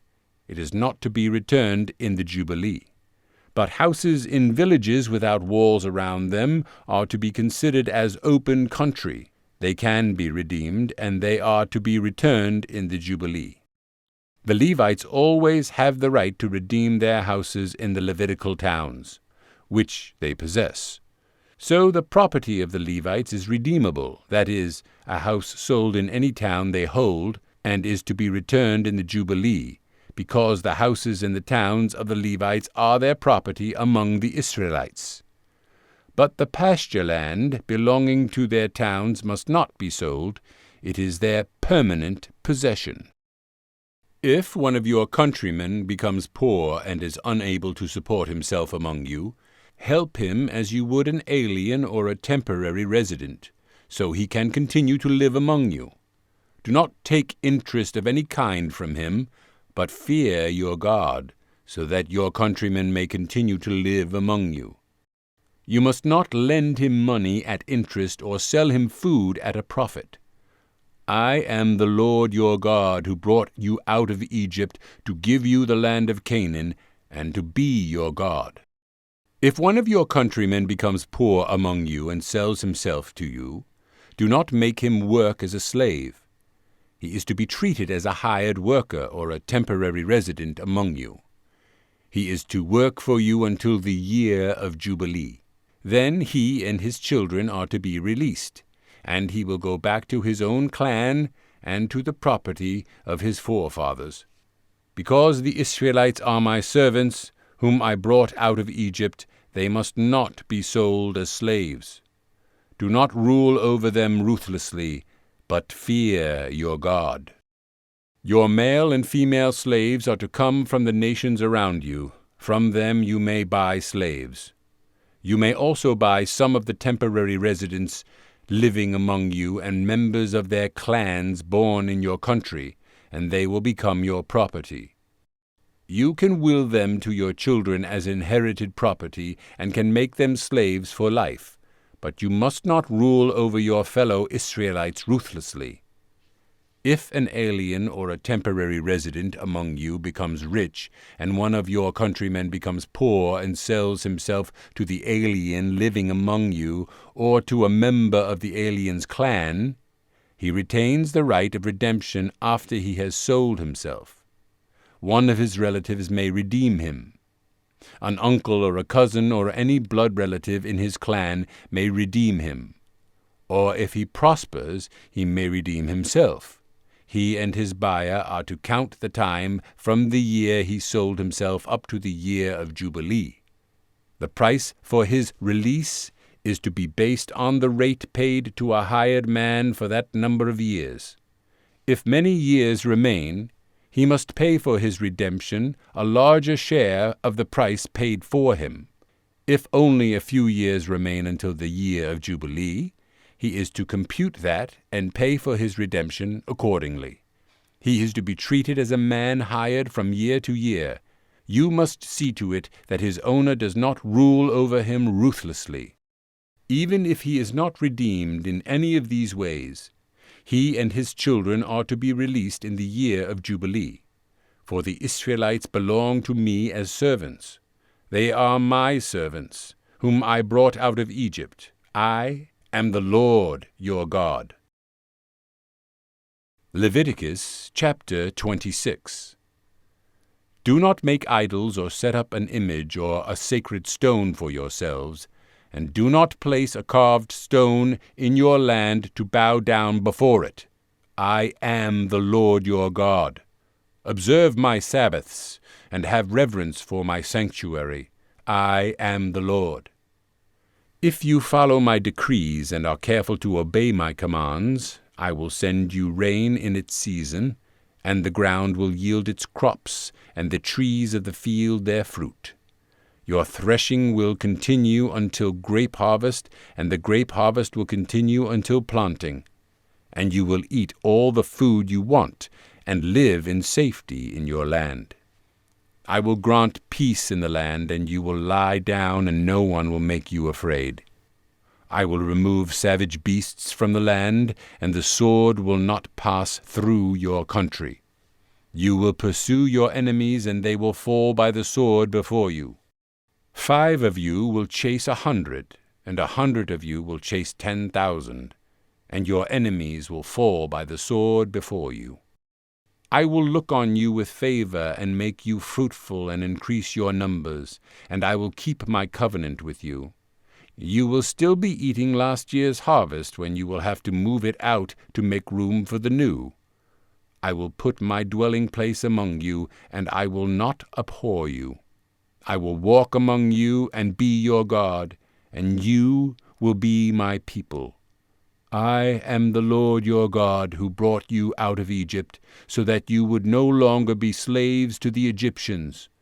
I broke the bars of your yoke and enabled you to walk with heads held high.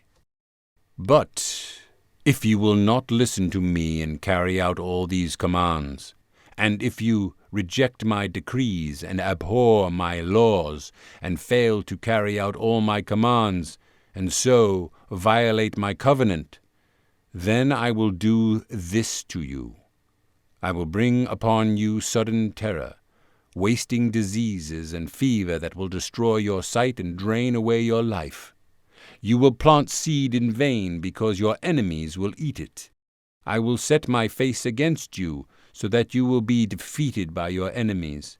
Those who hate you will rule over you, and you will flee even when no one is pursuing you. If after all this you will not listen to me, I will punish you for your sins 7 times over. I will break down your stubborn pride and make the sky above you like iron and the ground beneath you like bronze. Your strength will be spent in vain, because your soil will not yield its crops, nor will the trees of the land yield their fruit. If you remain hostile towards me and refuse to listen to me, I will multiply your afflictions 7 times over, as your sins deserve. I will send wild animals against you, and they will rob you of your children, destroy your cattle, and make you so few in number that your roads will be deserted. If in spite of these things you do not accept my correction, but continue to be hostile toward me, I myself will be hostile toward you, and will afflict you for your sins 7 times over. And I will bring the sword upon you to avenge the breaking of the covenant. When you withdraw into your cities, I will send a plague among you, and you will be given into enemy hands. When I cut off your supply of bread, 10 women will be able to bake your bread in 1 oven, and they will dole out the bread by weight. You will eat, but you will not be satisfied. If in spite of this you still do not listen to me, but continue to be hostile toward me, then in my anger I will be hostile toward you, and I myself will punish you for your sins 7 times over. You will eat the flesh of your sons and the flesh of your daughters. I will destroy your high places, cut down your incense altars, and pile your dead bodies on the lifeless forms of your idols, and I will abhor you. I will turn your cities into ruins and lay waste your sanctuaries, and I will take no delight in the pleasing aroma of your offerings. I will lay waste the land, so that your enemies who live there will be appalled. I will scatter you among the nations, and will draw out my sword and pursue you. Your land will be laid waste, and your cities will lie in ruins. Then the land will enjoy its Sabbath years all the time that it lies desolate, and you are in the country of your enemies. Then the land will rest and enjoy its Sabbaths. All the time that it lies desolate, the land will have the rest it did not have during the Sabbaths you lived in it. As for those of you who are left, I will make their hearts so fearful in the lands of their enemies that the sound of a wind-blown leaf will put them to flight. They will run as though fleeing from the sword, and they will fall, even though no one is pursuing them. They will stumble over one another as though fleeing from the sword, even though no one is pursuing them. So you will not be able to stand before your enemies. You will perish among the nations. The land of your enemies will devour you. Those of you who are left will waste away in the lands of their enemies because of their sins. Also because of their fathers' sins, they will waste away. But if they will confess their sins and the sins of their fathers, their treachery against me and their hostility toward me, which made me hostile toward them, so that I sent them into the land of their enemies, then when their uncircumcised hearts are humbled, and they pay for their sins, I will remember my covenant with Jacob, and my covenant with Isaac, and my covenant with Abraham, and I will remember the land. For the land will be deserted by them, and will enjoy its Sabbaths, while it lies desolate without them. They will pay for their sins, because they rejected my laws and abhorred my decrees. Yet in spite of this, when they are in the land of their enemies, I will not reject them or abhor them so as to destroy them completely, breaking my covenant with them. I am the Lord their God. But for their sake I will remember the covenant with their ancestors, whom I brought out of Egypt in the sight of the nations to be their God. I am the Lord. These are the decrees, the laws, and the regulations that the Lord established on Mount Sinai between himself and the Israelites through Moses. Leviticus chapter 27. The Lord said to Moses, "Speak to the Israelites and say to them, if anyone makes a special vow to dedicate persons to the Lord by giving equivalent values, set the value of a male between the ages of 20 and 60 at 50 shekels of silver, according to the sanctuary shekel. And if it is a female, set her value at 30 shekels. If it is a person between the ages of 5 and 20, set the value of a male at 20 shekels and of a female at 10 shekels. If it is a person between 1 month and 5 years, set the value of a male at 5 shekels of silver, and that of a female at 3 shekels of silver. If it is a person 60 years old or more, set the value of a male at 15 shekels, and of a female at 10 shekels. If anyone making the vow is too poor to pay the specified amount, he is to present the person to the priest, who will set the value for him according to what the man making the vow can afford. If what he vowed is an animal that is acceptable as an offering to the Lord, such an animal given to the Lord becomes holy. He must not exchange it or substitute a good one for a bad one, or a bad one for a good one. If he should substitute one animal for another, both it and the substitute become holy. If what he vowed is a ceremonially unclean animal, one that is not acceptable as an offering to the Lord, the animal must be presented to the priest, who will judge its quality as good or bad. Whatever value the priest then sets, that is what it will be. If the owner wishes to redeem the animal, he must add 1/5 to its value. If a man dedicates his house as something holy to the Lord, the priest will judge its quality as good or bad. Whatever value the priest then sets, so it will remain. If the man who dedicates his house redeems it, he must add 1/5 to its value, and the house will again become his. If a man dedicates to the Lord part of his family land, its value is to be set according to the amount of seed required for it. 50 shekels of silver to a homer of barley seed. If he dedicates his field during the year of Jubilee, the value that has been set remains. But if he dedicates his field after the Jubilee, the priest will determine the value according to the number of years that remain until the next year of Jubilee, and its set value will be reduced. If the man who dedicates the field wishes to redeem it, he must add 1/5 to its value, and the field will again become his. If, however, he does not redeem the field, or if he has sold it to someone else, it can never be redeemed. When the field is released in the Jubilee, it will become holy, like a field devoted to the Lord. It will become the property of the priests. If a man dedicates to the Lord a field he has bought, which is not part of his family land, the priest will determine its value up to the year of Jubilee, and the man must pay its value on that day as something holy to the Lord. In the year of Jubilee the field will revert to the person from whom he bought it, the one whose land it was. Every value is to be set according to the sanctuary shekel, 20 gerahs to the shekel.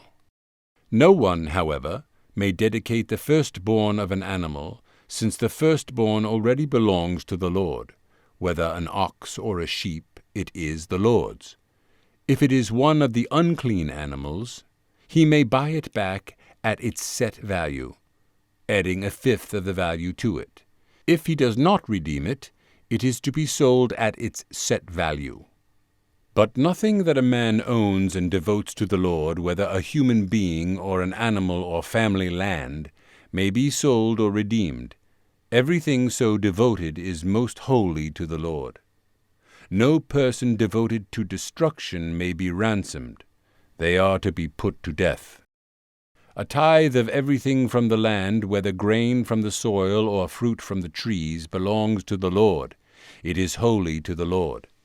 If a man redeems any of his tithe, he must add a fifth of the value to it.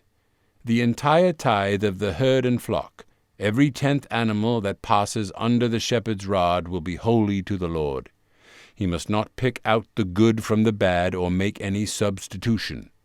If he does make a substitution, both the animal and its substitute become holy and cannot be redeemed. These are the commands the Lord gave Moses on Mount Sinai for the Israelites.